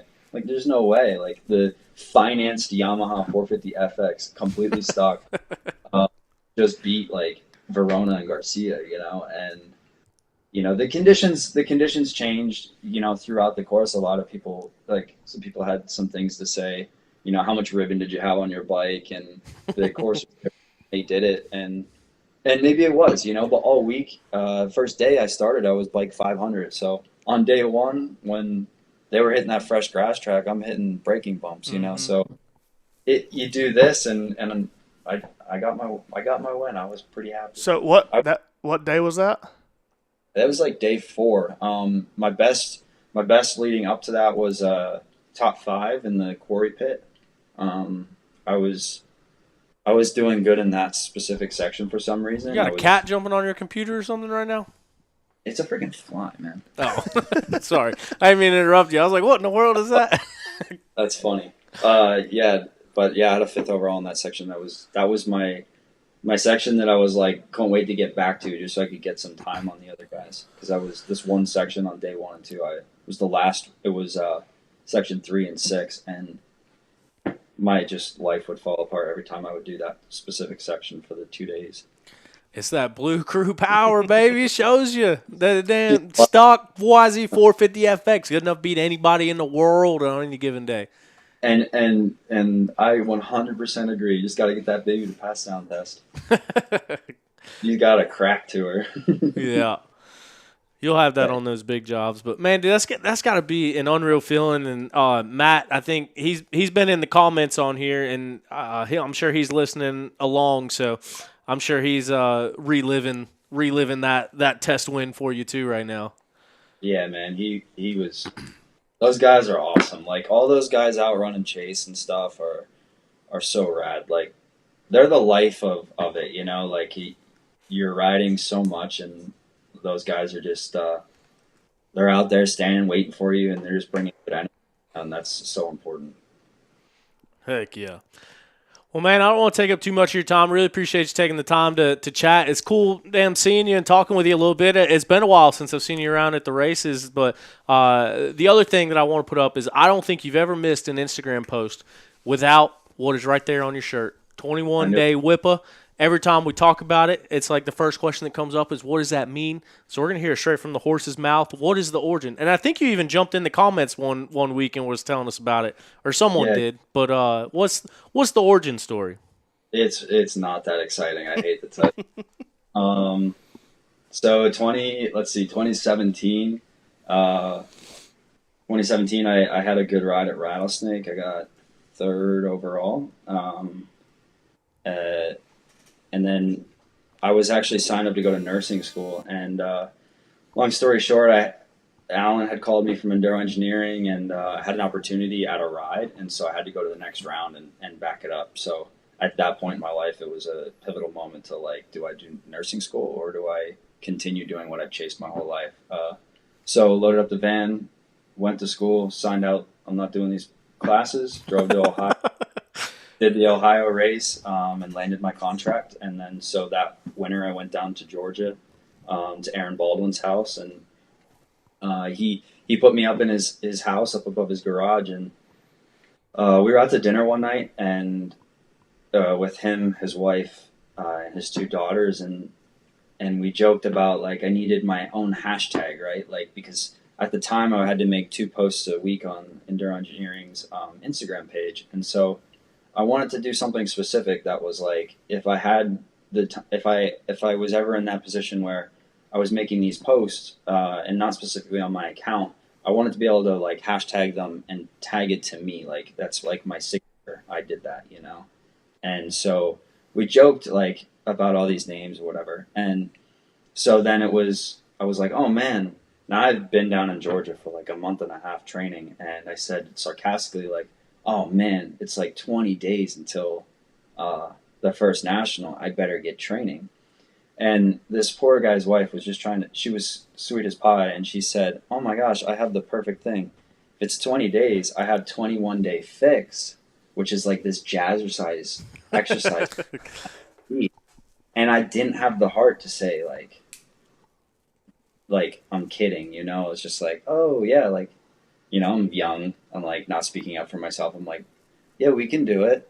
And so we get back to the house after, and the whole family gets together and we're doing jazzercise in the living room and we're doing jumping jacks. And like, I'm just being a wise ass. And I'm like, I'm going to be a whipper in 21 days because it's 21-day fix. And hard ass. So then I win Sumter, which was the start of an undefeated season. So then I started, which ironically was row 21. So I was always row 21. So then I just did I did 21-day whippa because I was going to be a whippa in 21 days, and I was always on row 21 because I won every national enduro that year, and it just stuck. It just like I figured I would just keep hashtagging, and man, that hashtag has a lot of views on different platforms. So it's just funny because like I said, like you can tag it to how many views that specific hashtag has instead of like if it was only just my account versus, you know, I've made posts on different accounts through sponsors I've had. So anything that's, you know, hashtagged relating to me, 21-day whippa is my signature on it. See, now you got your own brand. You even got merch. Yeah, I do have merch. I need to sell these things because, you know, they cost me like $800 and they sit in a box in the corner. Oh man, I know the feeling. Where can people buy them at? How can we get our hands on them? Man, just message me. I got to figure out how to get them on a website, but yeah, just message me, and I got all kinds of sizes. There we go. If you want a little Rasta 21-day whipper shirt, now you know the origin story. Hit up Thorn. He can get you dialed in. Yeah, man, it's got the ice cream drip on it. Heck yeah. Well, man, like I said, I really appreciate you taking the time out to chat with us. It was awesome seeing or following along with you at the ISD over there. I know Brody put on a good ride as well, so I was kind of keeping tabs on everything from the club team perspective, and kept seeing you pop up there in the top. So it was cool to watch along, see some slow mo Yamaha shots, the whole 9 yards. Yeah, it was nice to see the Yamaha there, hey. Oh yeah, I think the lone blue bike over there. We need more of that Yamaha. We need to get Ampro on board. We need more of this Yamaha. There we go. This Yamaha, this is my baby. Okay. We're gonna make every attempt that we can. Tom, you got anything left for Thorn? No, I'm glad I made it here tonight because this has been such an interesting call. Man, the Baja stuff, I obviously have ever since Dust to Glory came out, whenever that was. Like I've always been interested in it, and one of my favorite movies. No idea how loose it is down there, and the experiences that you guys get to have, and shoot, I don't know. Yeah. It's like and you know, one thing I must add too is you think about like the Baja 1000, right? You got to think about 1,000-mile race course down a peninsula, around and back up. And so when you're running chase for 1,000 miles, that bike and those cars never stop moving. So that car, it'll take us, man, I think it took us 28 hours last year. So for 28 hours, you're nonstop driving through the desert, and if you don't have a Starlink, you have no service. So imagine, like, for me, that would be Pennsylvania to Florida, and that's how long the race course is, and that's how long. You know, you think about a national enduro when you're running chase in a pit. Just imagine that, but 1,000-mile race course. Yeah. And the dangers of all levels, not just riding. It is actually almost just as dangerous, if not more, in a chase vehicle. You see the craziest stuff. People crashed in head-ons, and the roads are so tight, and there's some gnarly stuff that goes on down there. But yeah, no, I appreciate you guys having me and giving me an opportunity to be heard. And this is rad. I appreciate it. Thanks, T-Shep, always giving me shout-outs. I'm always listening, and Matt Shamblin, he's always sending me specific episodes that mention me, and I'm always listening. So it's cool. I appreciate you guys and giving me the opportunity to talk about this stuff, because it might not be the most interesting thing like Baja, because it's not, you know, the most known, but it is a wild experience, and I would tell anybody, just rent the car, just go down, rent the car, and just go watch. It is the most wild thing you'll experience. That sounds way more interesting. And no, dude, I appreciate you listening along and appreciate you saying that. It's cool to get you on the program and chat with you just because, like I said, it's kind of off the stage of like GNCC and all that, but still keeping tabs and seeing what you're doing. It's been cool. I have started several text threads while I've been off camera since we've been talking. So we're working on something. Keep your schedule open here in the next couple of weeks. I'll do my best. We're working on something. I appreciate it. All right, man. Big Tom, nice to meet you, dude. I always see you commenting some gold comments on Instagram. But it's nice to finally meet you, dude. Yeah, man. We'll hopefully we'll run into each other at a race sometime and meet face to face. So. Yes, sir. Maybe Ironman. Ironman would be a beauty. I was on because my Yamaha will be back by I think October, so I might be able to hit that. I don't think I'll be up there, but damn, that was a big ass fly. That thing went right for the camera. Howdy, they want to be seen. All right. Well, if we can't get you anything dialed up before Ironman, I got your entry fee at Ironman. We'll at least do that. And but it's XC1 row 2. All right, bro. Thank you. That way we get the whole introduction, we get the whole experience. You get that minute gap to play with. You're not sandbagging A class. You know what I mean? We'll get you dialed in. I appreciate it. I'm down. I watched all the GNCCs live. I watched the results, and dude, it's so wild. Like not being at them, and then like until this podcast, I had no idea what was going. Like I knew Toth had hurt his arm, but not being at these races, like you don't know the ins of what's going on, So I'm like watching, like, same thing this weekend. I'm like, man, Toth's name's on there, but like he didn't get, scored, and I'm like, is he hurt? So it's cool that you do this because I am all in on this stuff and getting this up to date information, like just even as a competitor of them, it's cool to see as I watch it on the TVs. And that last GNCC was hands down has to be one of the best GNCCs I've watched in years. Yeah, it was tight epic. racing. That was so rad. And man, those guys were hanging like when Stu gave the look back at Grant. Dude, he twisted the grip off of that 250. That was crazy. Yeah, that was so awesome. Yeah, those field sections were fun to watch. Yeah, they were rad. But no, I appreciate you guys. Thank you. Yeah, man. No one knows how the start's going to be this weekend, so hopefully there'll be some more good racing either way. But, no, man, appreciate it. Get a lot of hate mail, so it's comments like that make it all worth it. Yeah, everybody's got opinions are like assholes. Yeah, but all right, man. Thanks again. Oh, you guys I was just going to say good luck at the 1,000. I hope all that goes well, and good luck on everything in between now and then. Yeah, we'll get the whole team on, talk about the score championship once we wrap it up. Yeah. And think about that point situation I was telling you about. Like I often wondered how that would work in the States, like in our racing. Yeah, like being weighted for more participants. Yeah, start and finish points. Like, I don't know. It's just an interesting topic of like, that's not standard, so it's pretty wild. There's way too many politics in GNCC for that to ever work. Not wrong. You are not wrong. Yeah. I think even just the way it is complicated. Yeah. Well, thank cool. you guys. All right, man. We'll talk to you later on. Ladies and gentlemen, there's Thorn Devlin. Have a good one.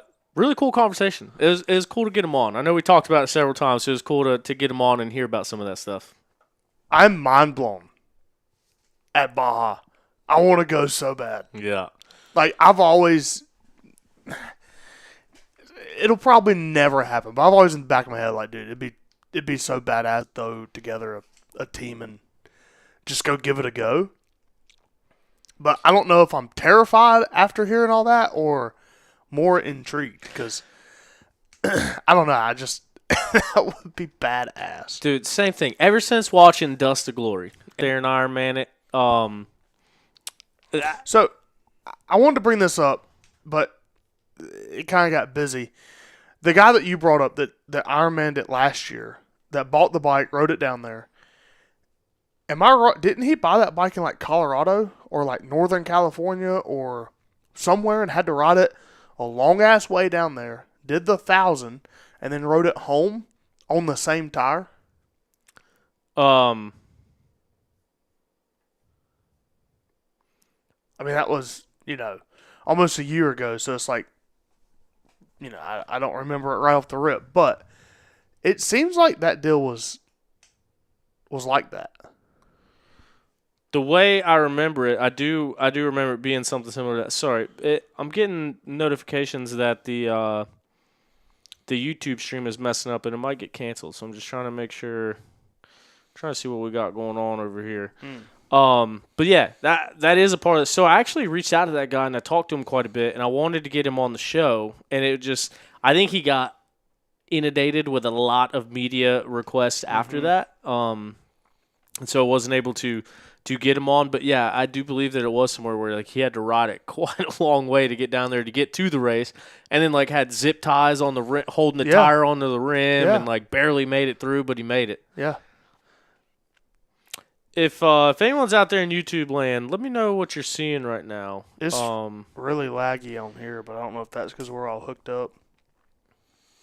No. Oh, I know what it is. Tom, fill some time. What? You just gonna drop that bomb on me like that? Fix your the computer's dying. Which one? This one. The one that's running everything. That is not good. Talk about Dust to Glory. Talk about something. So, we're having a fire drill right now because T-Shep is running out. But yeah, I mean, back as a kid, when you watched Dust to Glory, it's like T-Shep was talking about Mouse McCoy and those guys, and he went out on a privateer deal, Ironman'd it, and was damn winning the thing, if I remember right. But yeah, I don't know. I don't know what I'm doing. This is a terrible podcast with just me on here because T-Shep is a lot better at talking to himself than I am. But he's back with a charging cord, and were you just doing play-by-play? Yeah. We was running down the stairs, back up. No, we talked about a little Dust to Glory. Shit, man, I don't know what to say. I'm not good at this like you are, just talking about yourself and podcasts and people. And we are going to go over some results here in a minute, as long as we can save this computer. And we got the headphones going back on Sir Shepherdson here. It started going out, saying it was Are coming you out up. of breath? Yeah, I was sprinting my dash downstairs. It's usually always either we're running out of memory on the computer or it's dying. Take a deep breath. I checked the memory first, was trying to delete some stuff, and then I looked up and saw that the battery was pretty much dead. So we might be down. Judging by our viewers going way down, imagine that we are. No, they just had to endure about 5 minutes of me talking. That was like 35 seconds. All right. Should be coming back to life here any moment for those that are watching along. If you're listening to this afterwards, you're probably very confused right now. But we're going to dial it in. But anyway, so back to the Baja thing. Ever since I watched that movie, I used to watch that movie all the time. Joe Thomas, audio's back but no video. Just be patient. The computer's booting up. It's like we just hit it with a defibrillator and shocking the shit out of it. Yeah. Do apologize for that lapse. My computer was dying. That's why I wasn't going through. We got it plugged in. It should slowly start coming back. Sorry for the inconvenience. But, yeah. So, watching that. It used to be on Netflix. It was on Netflix a long time ago when Moto 4, the movie, was on Netflix. I used to watch both of them all the time. Dude, it used to be on HBO, and I would catch it all the time and watch it every time. Like, sit down, watch the whole thing. I knew exactly what was going to happen, but it was so badass. Yeah. I found it on YouTube not long ago and watched it again. It was sick. Such a good movie. But ever since I saw that for the first time, it's like, dude, this is so cool. Like, I wanted, like, that's been a bucket list thing of mine since before I even started riding dirt bikes, was to do the Baja 1000. And, like, hearing Thorn talk about it, I don't know if that makes it better or worse. That's what I was saying. As far as me wanting to do it. I don't know, man. It's terrifying. Because, like, those dudes, I mean, they're riding 100 miles an hour through the desert. Yeah, he said 70, 80, but, like, I've seen videos of them guys, and they're full tucked, and you know they're running a 100 plus. At least it seems like it. I said, dude, I don't got to go down there to win the damn thing. But it did give me some comfort in saying, like, I think a couple times on there, you're talking about, like, 50, 55, 60. Like, I can get on board with that. Yeah. You know what I mean? We can go cruise down there. Although it would suck way more to hit a cow than it did to hit a deer. But either way, I feel like I got a little bit of training from hitting animals. So it should be dialed in. But I'm telling you, that's always been a bucket list. I don't know if I can Ironman it. That's what we But it'd be fun to try. We need to get Yamaha, give on OTP a Tanneray, and we'll go down there on the Tanneray. So I thought about that, and that's one thing that I kind of wanted to ask him is because at Vegas to Reno, there was a couple Tennerays out there and some other big adventure bike, probably BMW or something. But I was always wondering, like, would that be more fun or would it be more of a hassle? Because in Dust of Glory, one of the things they talk about is like all the silt and how you get into all that silt. If you're on a bigger, heavier bike, I feel like that would make it harder. Yeah, but then also, like, so my Tenere, it's been a while since I had it. And you know what? I wonder if that would fall into a different class, and they don't allow them because you'd think if they did allow them, you'd have like Dakar bikes and rally bikes down there doing it. Well, those bikes are single cylinder, most of them. Most of those are single cylinder 450s. Really? Yeah, just built out. But and some people do run rally. Like at Vegas to Reno, there's a couple rally bikes out there. Yeah, but I wonder why you never see them at Baja. Probably, I mean, they could be the same thing. Maybe those things are too big and heavy to get through the silt, and people prefer the dirt bike style. Yeah, but you think of what you're running through in a desert in Dakar, it's pretty silty. Yeah, I don't know. I'm not a desert racer. We'll have to get Jacob Augubright on here to talk about it. He's done all of it. Yeah. But yeah, so like having like somewhere down there, like having the twin, I feel like you'd be a little bit more reliable throughout the whole race, like not having motor problems. But I mean, you're talking about close to double the weight, and obviously you'd have to get it set up and stuff. But yeah, I don't know. I don't know which one would be better. Whether like to have or like that Honda 650, I think won like 8 or 9 of them in a row. That's what was winning down there all the time. Yeah. But then just having like a Yamaha 450. Well, and a lot of those guys run like Honda 450Ls. At least that's what they look like, and I'm assuming that's for the transmission, the wide ratio. Maybe I don't know. Air cooled, some of them. Back in the day, Like someone ran the 650Ls. Yeah. The Honda 650Ls. There's tanks. Yeah. But no, it'd be cool.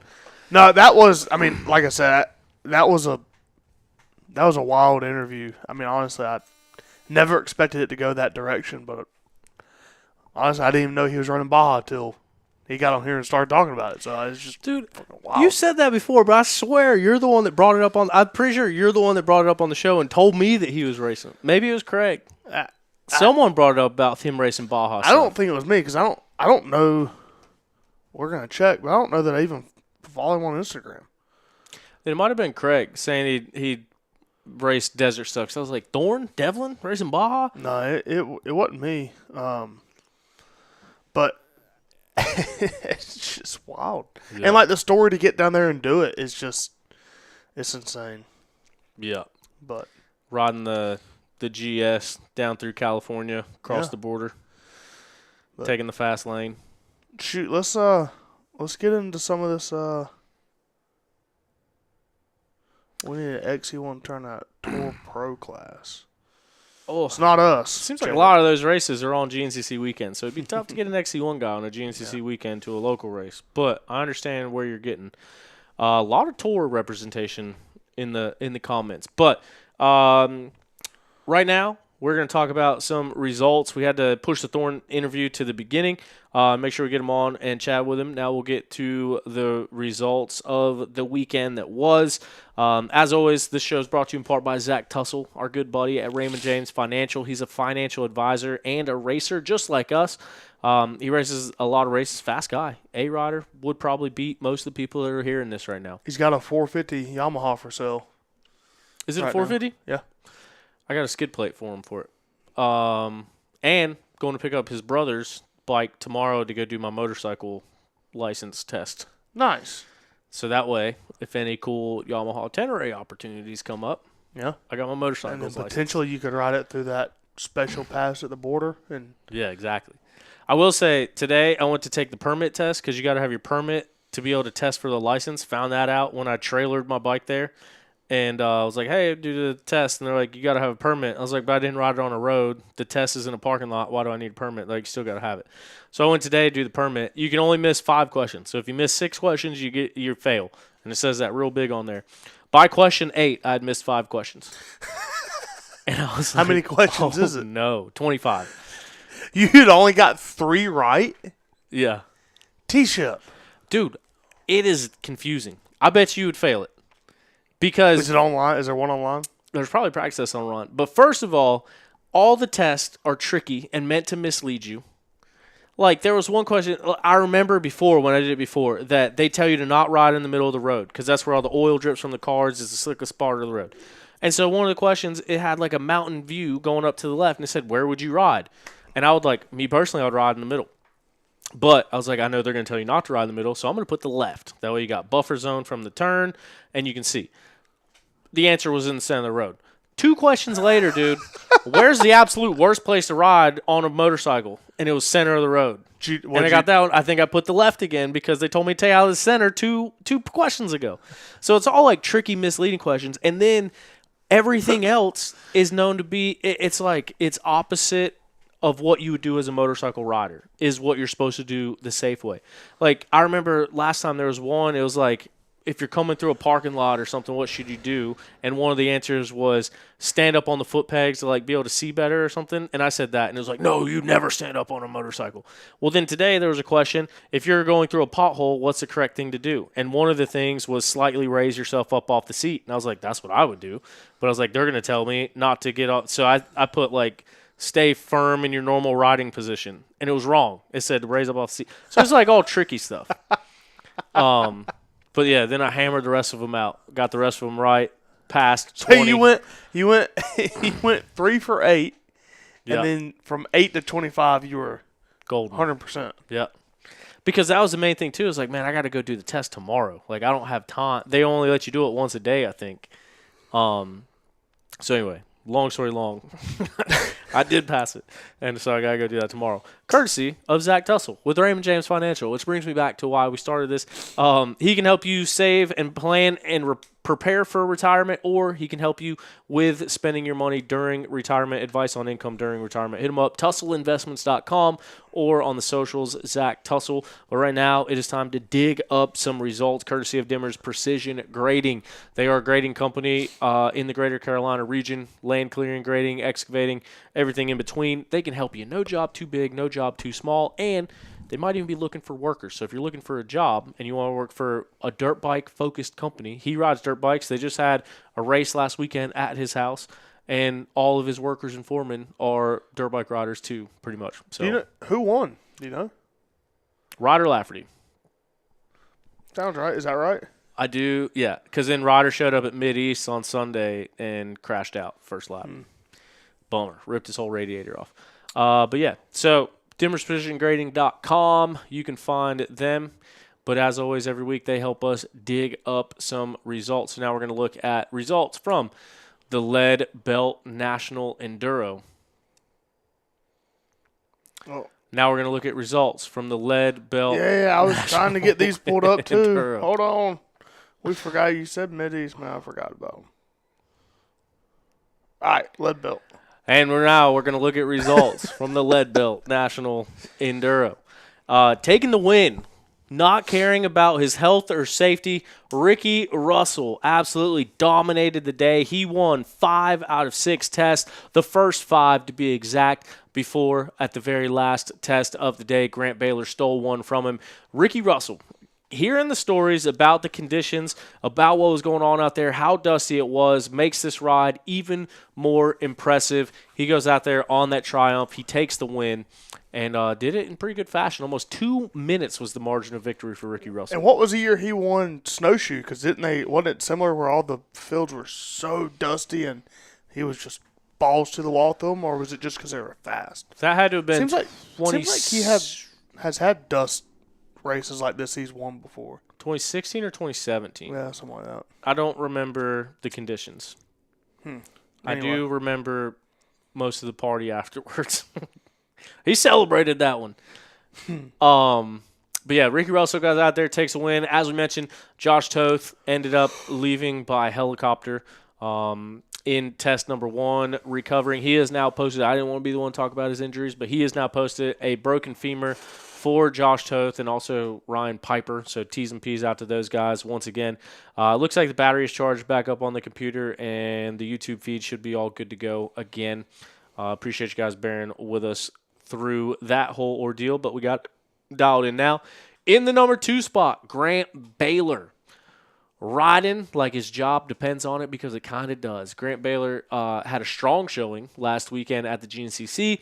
Unfortunately came into pit after that, tried to charge a little bit too hard, center a little bit too hard, ended up going taking a dirt sample and was not able to work his way back up, but an impressive ride nonetheless by Grant Baylor. He goes out and does it again this past weekend. Second place, and as I mentioned, the only other rider to win a test. He did it in the 6th and final test. Ben Kelly.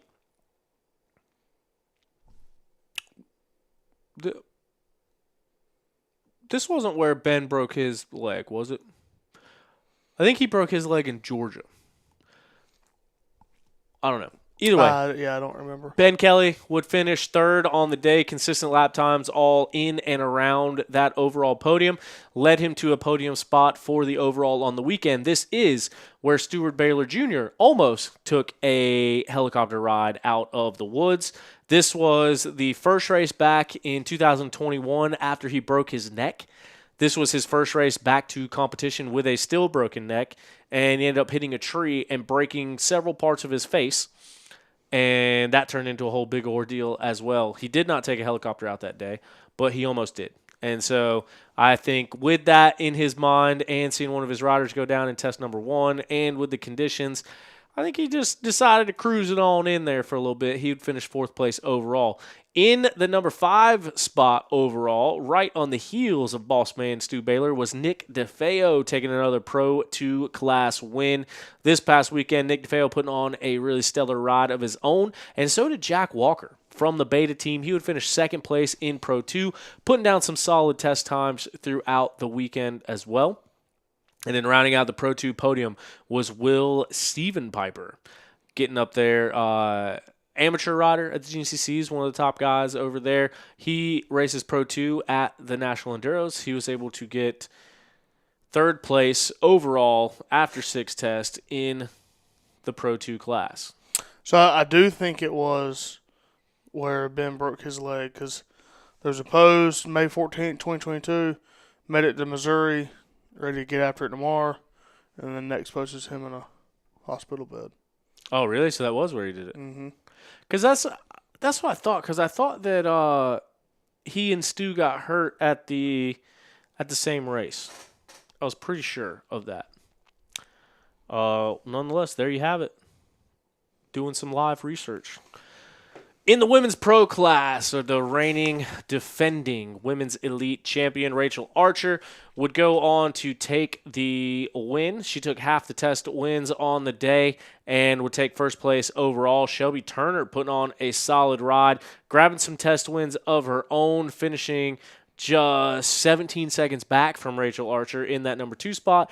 And semi-retired Brooke Cosner comes out and rides every now and then. She decided to ride this past weekend at National Enduro and ends herself on the podium with a 3rd place finish on the weekend. Yeah, she still rips, too. I mean, 33rd overall. Yeah. I don't know how many was there total, but... No, solid ride for sure. Absolutely. We'll go over to, I guess we can talk about Mid-East next. Mid-East Hare Scramble happened this past weekend in Morganton, North Carolina. The Hillbilly Smash 2, one of the best announcers that the Mid-East Hare Scramble has. One of the best in the game, if I do say so myself. Who is it? I forget his name. No. It Did you do a podcast, too? It was me. A lot of fun at the Mid-East Hare Scramble Series this past weekend. Also, cool to note, we are not a quad program, and it's not because I don't like quads. Good buddies with a lot of the quad guys. I think they're really cool dudes. But what was I getting at? Tyler Brown left a comment confirming the broken leg from BK at Lead Belt. Same day as when Stu got hurt. What was I getting at? Oh, quad guys. So kind of the same thing I was talking about earlier with not being able to cover all the series. Even like we fall. This is a perfect example. Not remembering races in the past when Ricky got hurt, or when Ben got hurt, et cetera, et cetera. So it's not that I don't care about the quads. It's that I'm at my mental capacity, and I'm trying to do the best I can with what we got. But this past weekend was a pretty cool thing at the Mid-East race with quads because Joel Hetrick actually showed up to go racing, which I thought was super cool because Joel Hetrick is, I believe, a 7-time now ATV motocross champion. Last year, he went undefeated and won the championship. This year, I think he went undefeated all the way till the final moto and ended up crashing, and he lost the final moto but still won the championship. The Quad Des Nations thing, I think he's won it 5 or 6 times. Basically, the dude's like one of the most decorated ATV motocross riders of all time, and he came out to race in the woods with us this weekend, and I thought that was pretty cool because him and his Phoenix Racing teammates all swept the podium out there at Mid-East with John Glauder Jr. taking the win, Joel Hetrick in the number 2 spot, and Grayson Eller actually finished in 3rd. But it was cool to see like someone that is that accomplished in what they do, and Joel Hetrick coming out and racing in the woods, and from his podium interview, sounded like might see him again. Really? So pretty cool. That's awesome. On Sunday, the bike side of things. Oh, you got the quads pulled up that quick. Yeah. Dang, I'm on it, boy. Dude. I wasn't expecting that. Taking the win, Brody Johansson went out there and got it done. Got out front kind of early on. Never really looked back after that. Brody led all the way to the white flag lap and halfway through it at the last race before he broke his chain guide off and knocked him out of the contention. So he rebounds from that.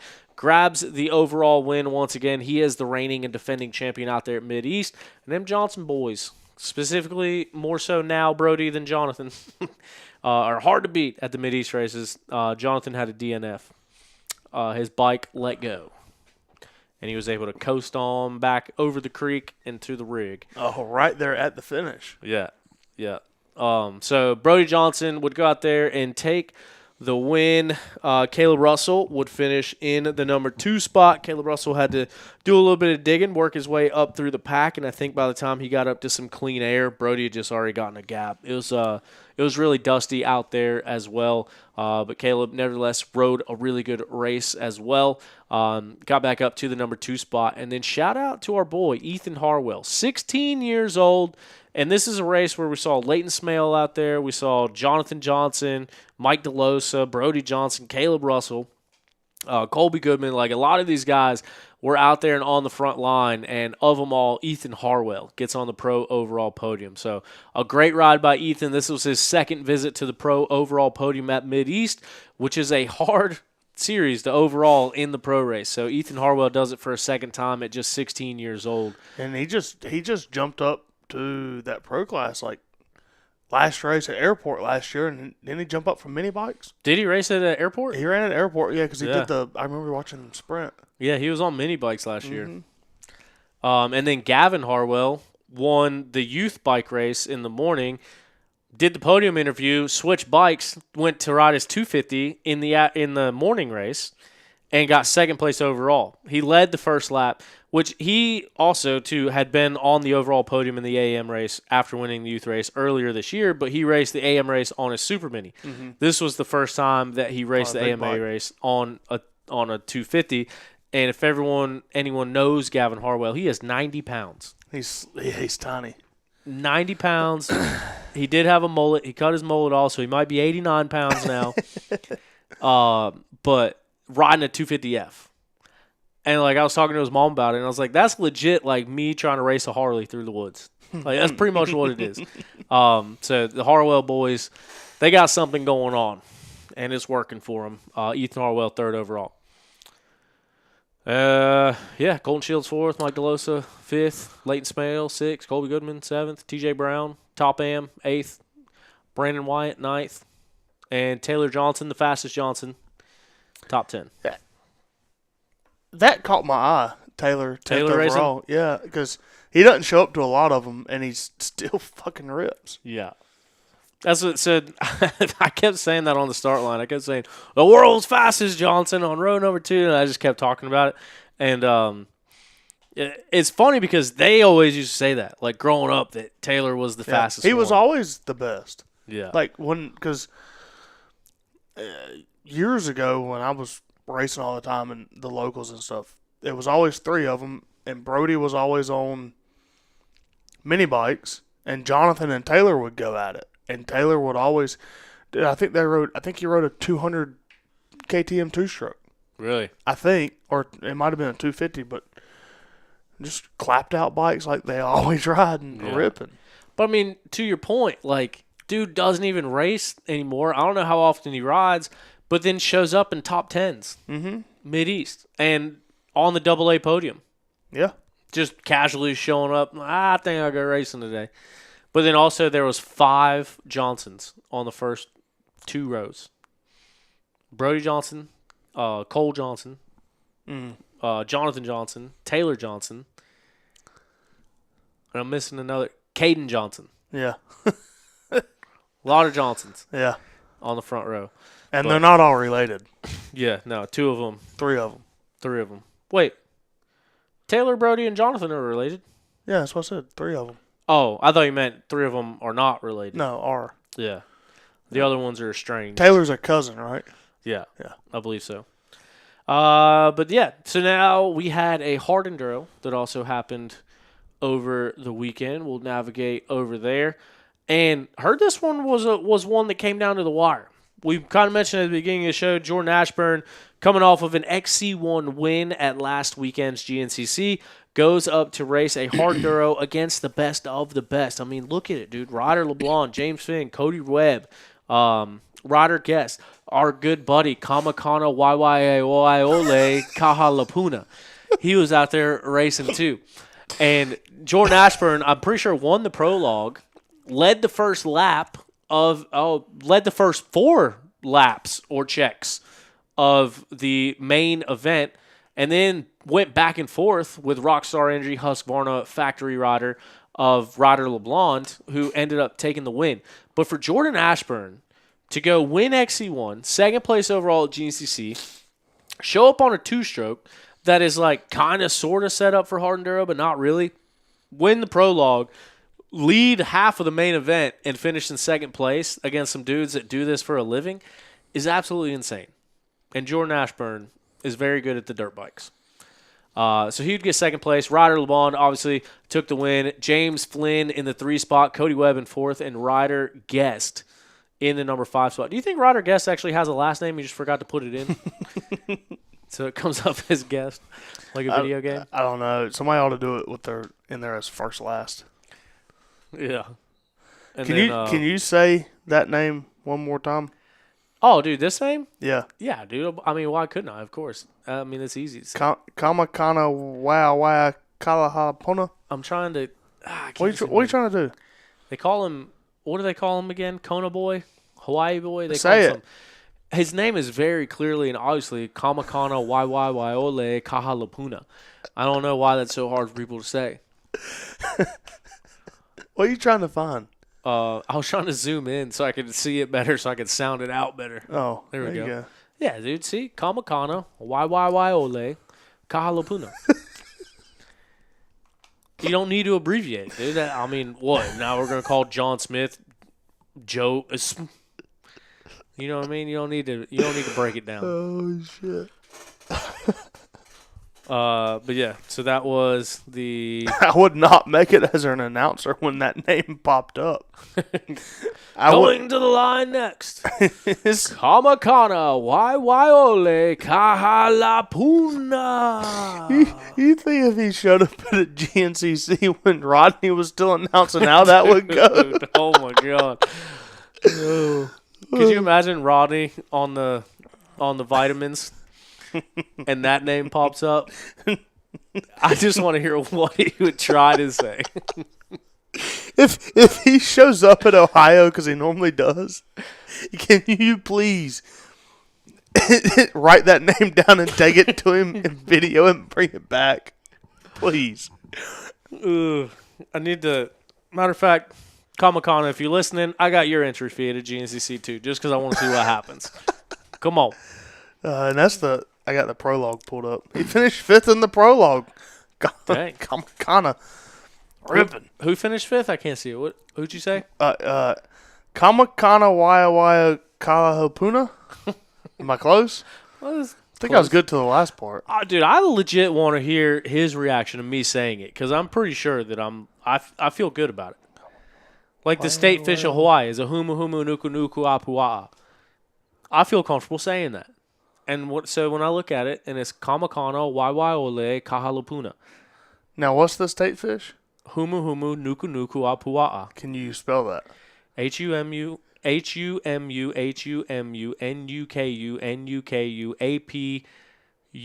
apostrophe A.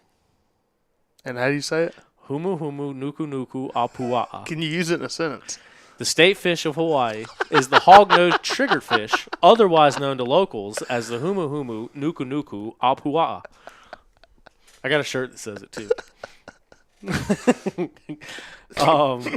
Obviously, I wouldn't make it very long in Hawaii. The Hollow Point Pro Dash. This was Must have been the prologue. Yeah, the prologue was Jordan Ashburn taking the win. A rider long. I saw the thing. They had like a thing they had to go up and over. It was pretty gnarly looking. Jordan Ashburn won that thing. Ryder LeBlond won that one. Second place. James Flynn in the number 3 spot. Cody Webb in 4th. I'm pretty sure Cody raced the entire weekend on an old WR 252 stroke.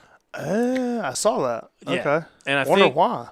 They were saying that Cody and Jordan Ashburn at one specific point were the only ones to make it up one of the waterfalls out there. But I'm pretty sure, I'd have to double check, but I'm pretty sure Cody raced the whole weekend on that WR 250. Honestly, I saw clips of him riding an old 2-stroke and didn't think anything about it. And I just figured it was at an event, but Yeah, I'm pretty sure that's what he raced the whole thing on. So now he's raced this year on the YZ 250X 2-stroke, the YZ 250FX 4-stroke, and once again, I've said it before, I'll say it again. Go watch Cody Webb's YouTube videos because they're kind of crazy. And he is a mechanical engineer. Like, he has a degree in engineering. And the things that he has done to those Yamahas to get them hard enduro capable has been absolutely insane. I mean, they're milling stuff. They're taking millimeters off of this and adding it to that and putting in different transmissions from different years and bolting it up to different motors and doing all sorts of crazy scientist stuff. And he's got a Tenere as well that he was doing some stuff on. So definitely worth watching. Which brings me back to my point about how damn cool Yamaha motorcycles are. And Thorn Devlin even agrees. Can you believe that? That basically his bike is a financed bike off a showroom floor. fully stock. Fully stock with some suspension. And that won an overall test at ISTE against all the best. I had no idea about that either. I felt terrible. I thought overall club test, but no. Yeah. He's got to be raising some eyebrows. Yeah. That's impressive, dude. Very. And so the one thing that I didn't realize is that when you average it all together, he would have gotten 18th overall against the trophy teams. Where would that put him as American in the overalls? Second or third? Yeah. I'd have to double check and look it back up, but Johnny had a good run in the top 10. Yeah. Toth didn't have a good week. I don't want to misspeak. I think Dante did decent. I think Grant Davis did good. Cody Barnes was a couple spots behind Strang, so he would have been right there with Cody, I would think. And Strang was 15th overall for the week? 14th, 15th, 16th, somewhere in there. So, I mean, what does Thorn have to do to make a push to get on that World Trophy team? I don't know. A lot of it. You think if he shows up at all the U.S. sprints, has a good run through the season and through the training camp or not the training camp, the qualifier, like they would even consider him? Unfortunately, probably not. Because he's on a Yamaha, or because he's not on a team, or because he's not doing GNCC and. Yeah. I would think because he's not politicking. Mm. And not that he's on a Yamaha. I think it's more of a detriment to not be on a KTM. It seems.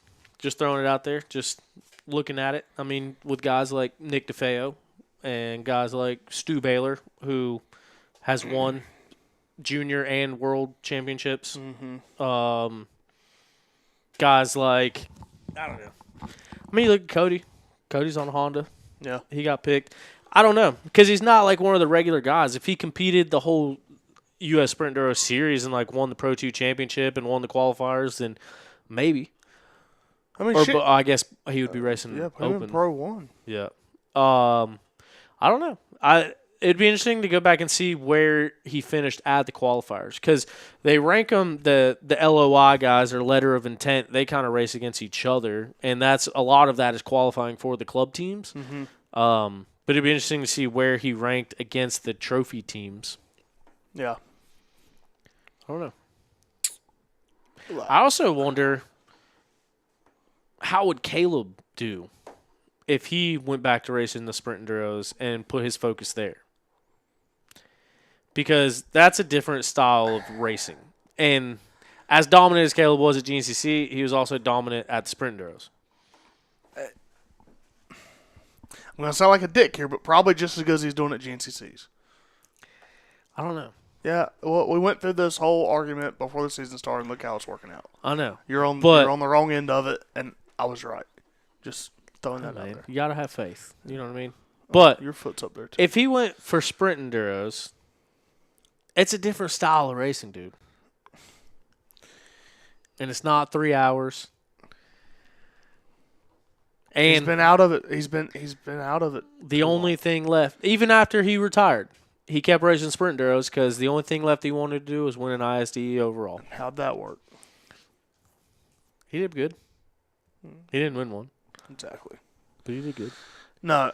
And then when it comes to the selection process, I think it'd be tough for him to get a vote. Yeah, I honestly, I don't think you have to worry about it because he's not going to get selected. It's fun to think about, though. Do we have anything else on our notes list? I don't know. We haven't even looked at it. Let's see what we got in the YouTube.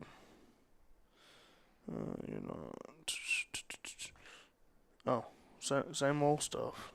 Nothing new, guys. The YouTube chat's slacking. Oh, Rachel Goodish was in contention for Women's Elite Pro points. She was not there this past weekend when Rachel Archer took the win. That is because she was in Portugal racing the Enduro GP, and Rachel Goodish won the Women's Pro class at the Portugal Enduro GP, which is pretty sick. Shout out Rachel. Yeah. She rips. Yeah. Very underrated. Yeah. I think. Also, especially with how much she races, dude. She races everything. Yeah. Hard Enduro, Sprint Enduro, Enduro GP, GNCC. It seems like it's kind of hard for unless you're somebody with the name of Sipes, and I think his deal, he probably put a lot of his own money into it to do that deal, but like unless you're a big enough name, it seems like it's hard to make your name by doing that all around schedule. And I don't think it gets the respect that it deserves because you're not in a championship. You're bouncing around from race to race doing different things. And unfortunately, like just throwing it back on him because he was fresh on the mind, but like for Thorn, doing that, being such a good all around rider, it just seems like it's tough to make a name for yourself doing it that way. Like you almost have to put in the work, do the grind of GNCC, National Enduros, which he's done, sprints, and be one of the top guys to be able to make that all around program work. Oh yeah. And I mean, even for like Toth, I think his deal ran its course, right? Like obviously he's back to full-time GNCC and National Enduro racing, where That was like his whole plan was to not do the GNCCs full time. I mean, he stayed at the National Enduros and won the championship, but I don't know. It almost seems like it's lost its luster for that type of ride to exist. But on the flip side of that, and we haven't talked about this in quite some time on the podcast, but it's something that I've talked about at length in the past, is social media. Mm-hmm. Because you don't have to be a guy with results. If there was somebody out there that was a mid-pack XC2 guy and like not winning a championship at National Enduro or not winning a championship at GNCC, I think they would have a way better shot at getting funded to do one of those do-it-your-all things if they could show that they were getting more engagement, more viewers than everybody else. Like if you have a larger social media presence, I think it kind of opens the door for opportunities, because at the end of the day, people are paying to get their names in front of as many people as possible. You can do that one of two ways. You can either do it on your own with social media. You look at a guy like Axel Hodges, never accomplished anything in racing and making more money than almost every racer that there is just because of doing the stuff online. Yeah, but he's not going to races and doing it. He's doing video clips, and he's got a brother that's a professional filmer, and he's literally just he's filming whips on freestyle ramps. Yeah, but dude, I'm a C-class rider that started a show in my spare room. I agree, but more. I agree a little bit with you, but more disagree, because I don't think you're going to get support from any manufacturer, any team, any big sponsor, like, to do that, because I think when it comes down to it, the manufacturers are looking for results in a championship. Yeah, but just because it hasn't been done doesn't mean you can't. So I don't know his numbers, but like, to me, Ansley has a good following on YouTube, and tell me if I'm wrong, but does well on social media. What are you talking about? Ansley. And he's not doing that type of schedule. I don't know. I really don't know. I don't look at the numbers and all that stuff, but doesn't he do pretty good on YouTube with his videos and stuff? I haven't looked at it in a while, but not to the scale of what I'm talking about. Got you.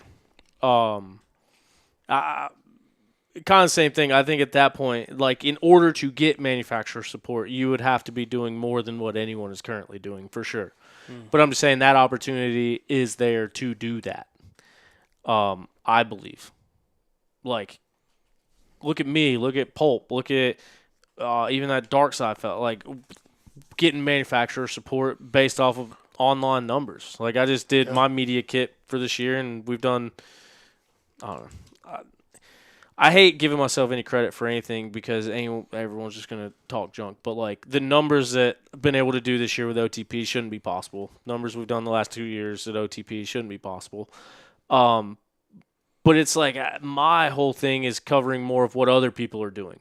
I think if someone was able to do these numbers based off of what they're doing, I think you could have everyone eating out of the palm of your hand. My following and my virality of a lot of things that I post it's not people interacting directly with me. It's me showing the pros and showing and getting eyes on them. So it's a little bit different in that sense. But I mean, even the podcast this year, we're for at the end of quarter 2, it was over 130,000 downloads of the podcast this year, which is crazy. But also, I don't think people want it from a rider's perspective. What do you mean? Like, I think people like a third party, like, talking about things and putting out content, like yourself or other media people putting out that content and talking about it, than they would hearing it from the source's mouth, right? Yeah. I don't know. Like unless like for example, the Lawrences, like, they do a vlog, right? I don't watch it because I don't care. what, like, I watch them on TV. I watch what everybody else has to say about them. Like, I want to hear what people are. I want to hear how they're being judged, not necessarily judged, but like, I want to hear somebody else talk about them. I don't want to hear them talk about themselves. And to that point, what I would say is that my videos are not good. My YouTube stuff is not good. My filming is not good. Like, from a technical standpoint, it's not. I don't know, dude. I was watching the live feed, and there were a lot of comments that was talking about how terrible the live feed was and the video angles and this and that. And there were multiple comments like, thank God for OTP. He covers way more than you guys do, and it paints way better perspective of the race. Oh, really? Yeah. In the live feed? Yeah, I sent you a Snapchat of it. Or maybe I just took a picture. I don't know that. That's pretty cool. Yeah. But what I'm saying, from a technical standpoint, is not that good. But kind of, I think I have an advantage in this space that we're in because nobody else is doing it in off-road. And I know places like Enduro 21 exist because they've yelled at me before when I've said that. Cycle News exists.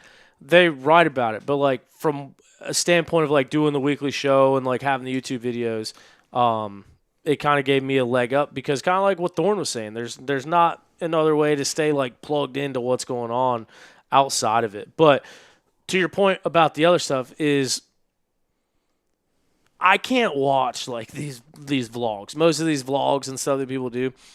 So it's not only, like, documenting what they're doing, but it's documenting it in a way that's appealing. Like, dude, I'll watch a Red Bull video about ping pong. Like, I don't have to be interested in it, but I know that they're going to tell a good story. I know it's going to be a good production. I know it's going to captivate me. And a lot of these vlogs, people will just kind of vlog the whole weekend and throw it all together. And that's not – I have ADHD to the max. Mm-hmm. I can't stay stimulated in a video like that. But then there's a YouTuber named Steven Bridges, and he makes videos about card counting and playing blackjack all over the country. I watch, like, his videos, I watch them without even looking at my phone. Like, I'm engaged. The way that he tells the story, the way he puts it together. So what I was saying is that I don't believe that there's anybody doing it right now to the extent to get factory support to do a do-yourself, do-everything thing. But I think if someone could find a way to create that captivating, that engaging content and do something that we haven't seen and really get the full interest there. Like, if there was someone that was doing 150,000 views on a YouTube video. Like, you look at these YouTubers, they'll post some, even Channel 199, for example. Mm-hmm. They'll post a video. It'll be at 100,000 views 4 hours after it's posted. Yeah. If someone is doing that, like if Travis came and said, hey, granted Travis has a big name. He did what you said. He laid the groundwork. Right. He's got the opportunity to do whatever.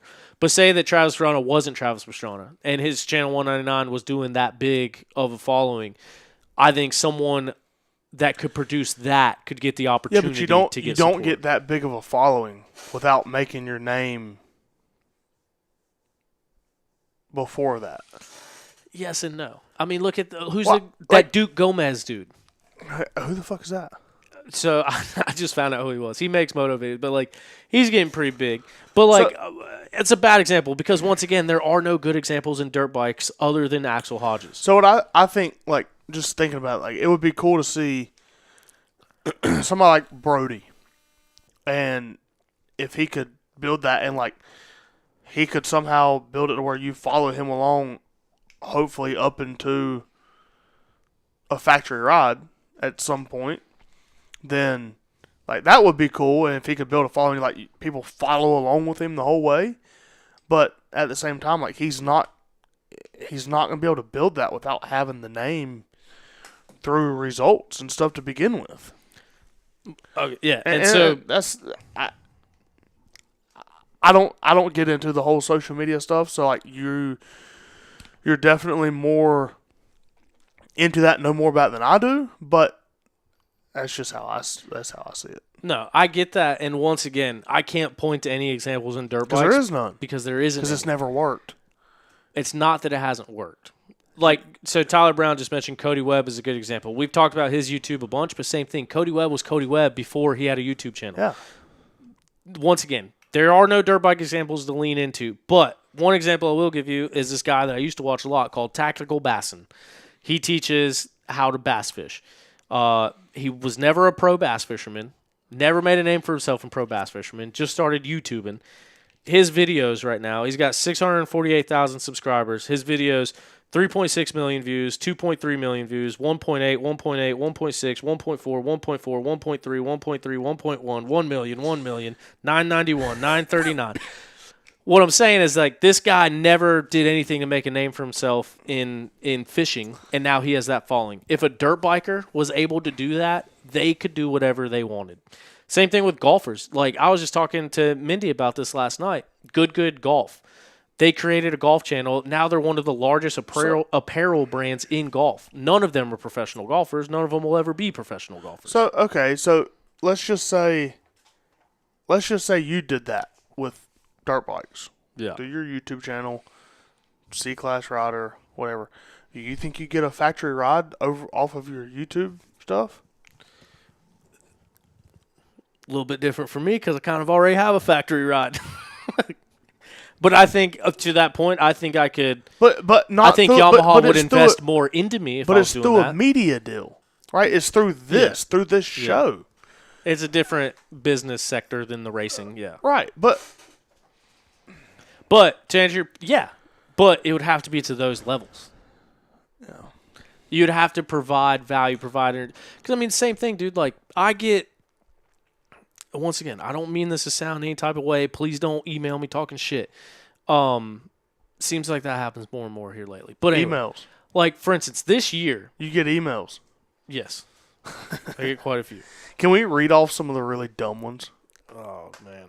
That would be hilarious. I've been wanting to post the good ones. I've gotten some crazy ones that make this worth it. You should get a sponsor that is email reads, and we should read off. I mean, not throw people under the bus with their names and stuff. We should just read off the dumb stuff people say. You wouldn't believe it. It would be hilarious. I sent you a screenshot of one from last week. That computer died. She gone. I forgot where we were going with that. So about bass fishing? I don't know. Sorry. But, I guess to bring it all back home, I think if someone could come in and do it in a different way, that they could absolutely get support to obviously. I mean, dirt bikes is a little bit different because, like, you could, I don't know. I was gonna say you can't throw a dirt bike rider into a pro race and have them do good. But I mean, no, you could make it entertaining just to be there. But you got to have some type of skill. But same thing, like, they'll take some of these golf influencers and put them all in tournaments, and some of them are worse than I am at golf. So let's say that Jesse's following was that big. I don't think Stu or Factory Kawasaki or whatever is giving him a ride because of his YouTube. Not now. But if it was that big, it would. They would. No, I'm saying if it was that big, they might give him support on bikes and stuff, but they're not going to put him on the team to go fight for championships. Because the whole point, this was not about fighting for championships. But that's what the manufacturers want when they go racing. But, like, look at what Sipes did with the general thing. That's what this started on, is doing everything. And when you're doing everything, you're not fighting for a championship at anything. But same thing, if you can generate 20 million YouTube views off of racing a little bit of everything, that is more beneficial for a sponsor than you winning a national enduro championship. Yeah. In my opinion. Because, I mean, think about Racer TV. What do they get? 10,000 views a race? Yeah. And that's the premier series in the world and the premier broadcasting of woods racing? Yeah. So it's like you probably have to take into account all the TV views too. When it's actually out on TV. Yeah. Not just the live feed. Yeah. But I guess to that point, what I was trying to say is that I was trying to pull up Jesse's stuff. I think a manufacturer, if somebody was already coming to the table with, let's say, an average of 400,000 views on a YouTube video, and they said, hey, I'm going to go race 25 races this year. That is 25 videos at an average of 400,000 views. That is my deliverables that I can give you on your support. That, as a manufacturer, is going to be way more valuable than someone. I mean, I can see how it would be valuable. I'm just saying, there's nobody close to doing it. So here's guest rider. Is guest rider someone that just changed their name after we were talking about rider guest, or do you think rider guest is in here, or do you think that this person is a real guest rider? What'd he say? Hate emails are still emails. Views are views, brother. Sounds like he sent you some hate mail. I do get some decent spike views. So like Jesse Ainsley has 9,000 YouTube subscribers. Dang, he's got a couple good videos. 58,000, 39,000, 31,000, 23,000, 21,000, 20,000, 19,000. That's solid. Yeah. So he's on the Good way. enough to get support. But I've also talked about him on the show too. Like I've seen him bicycle on the track and kids stop him to take pictures and ask him to sign stuff. I love Jordan Ashburn. I haven't seen anybody do that with him. You know what I mean? And he's a champion. Yeah. There probably is a lot of people. That's just the first name that came to my mind because we were just talking about him for Hardendale. But Hey, but he's got a ride.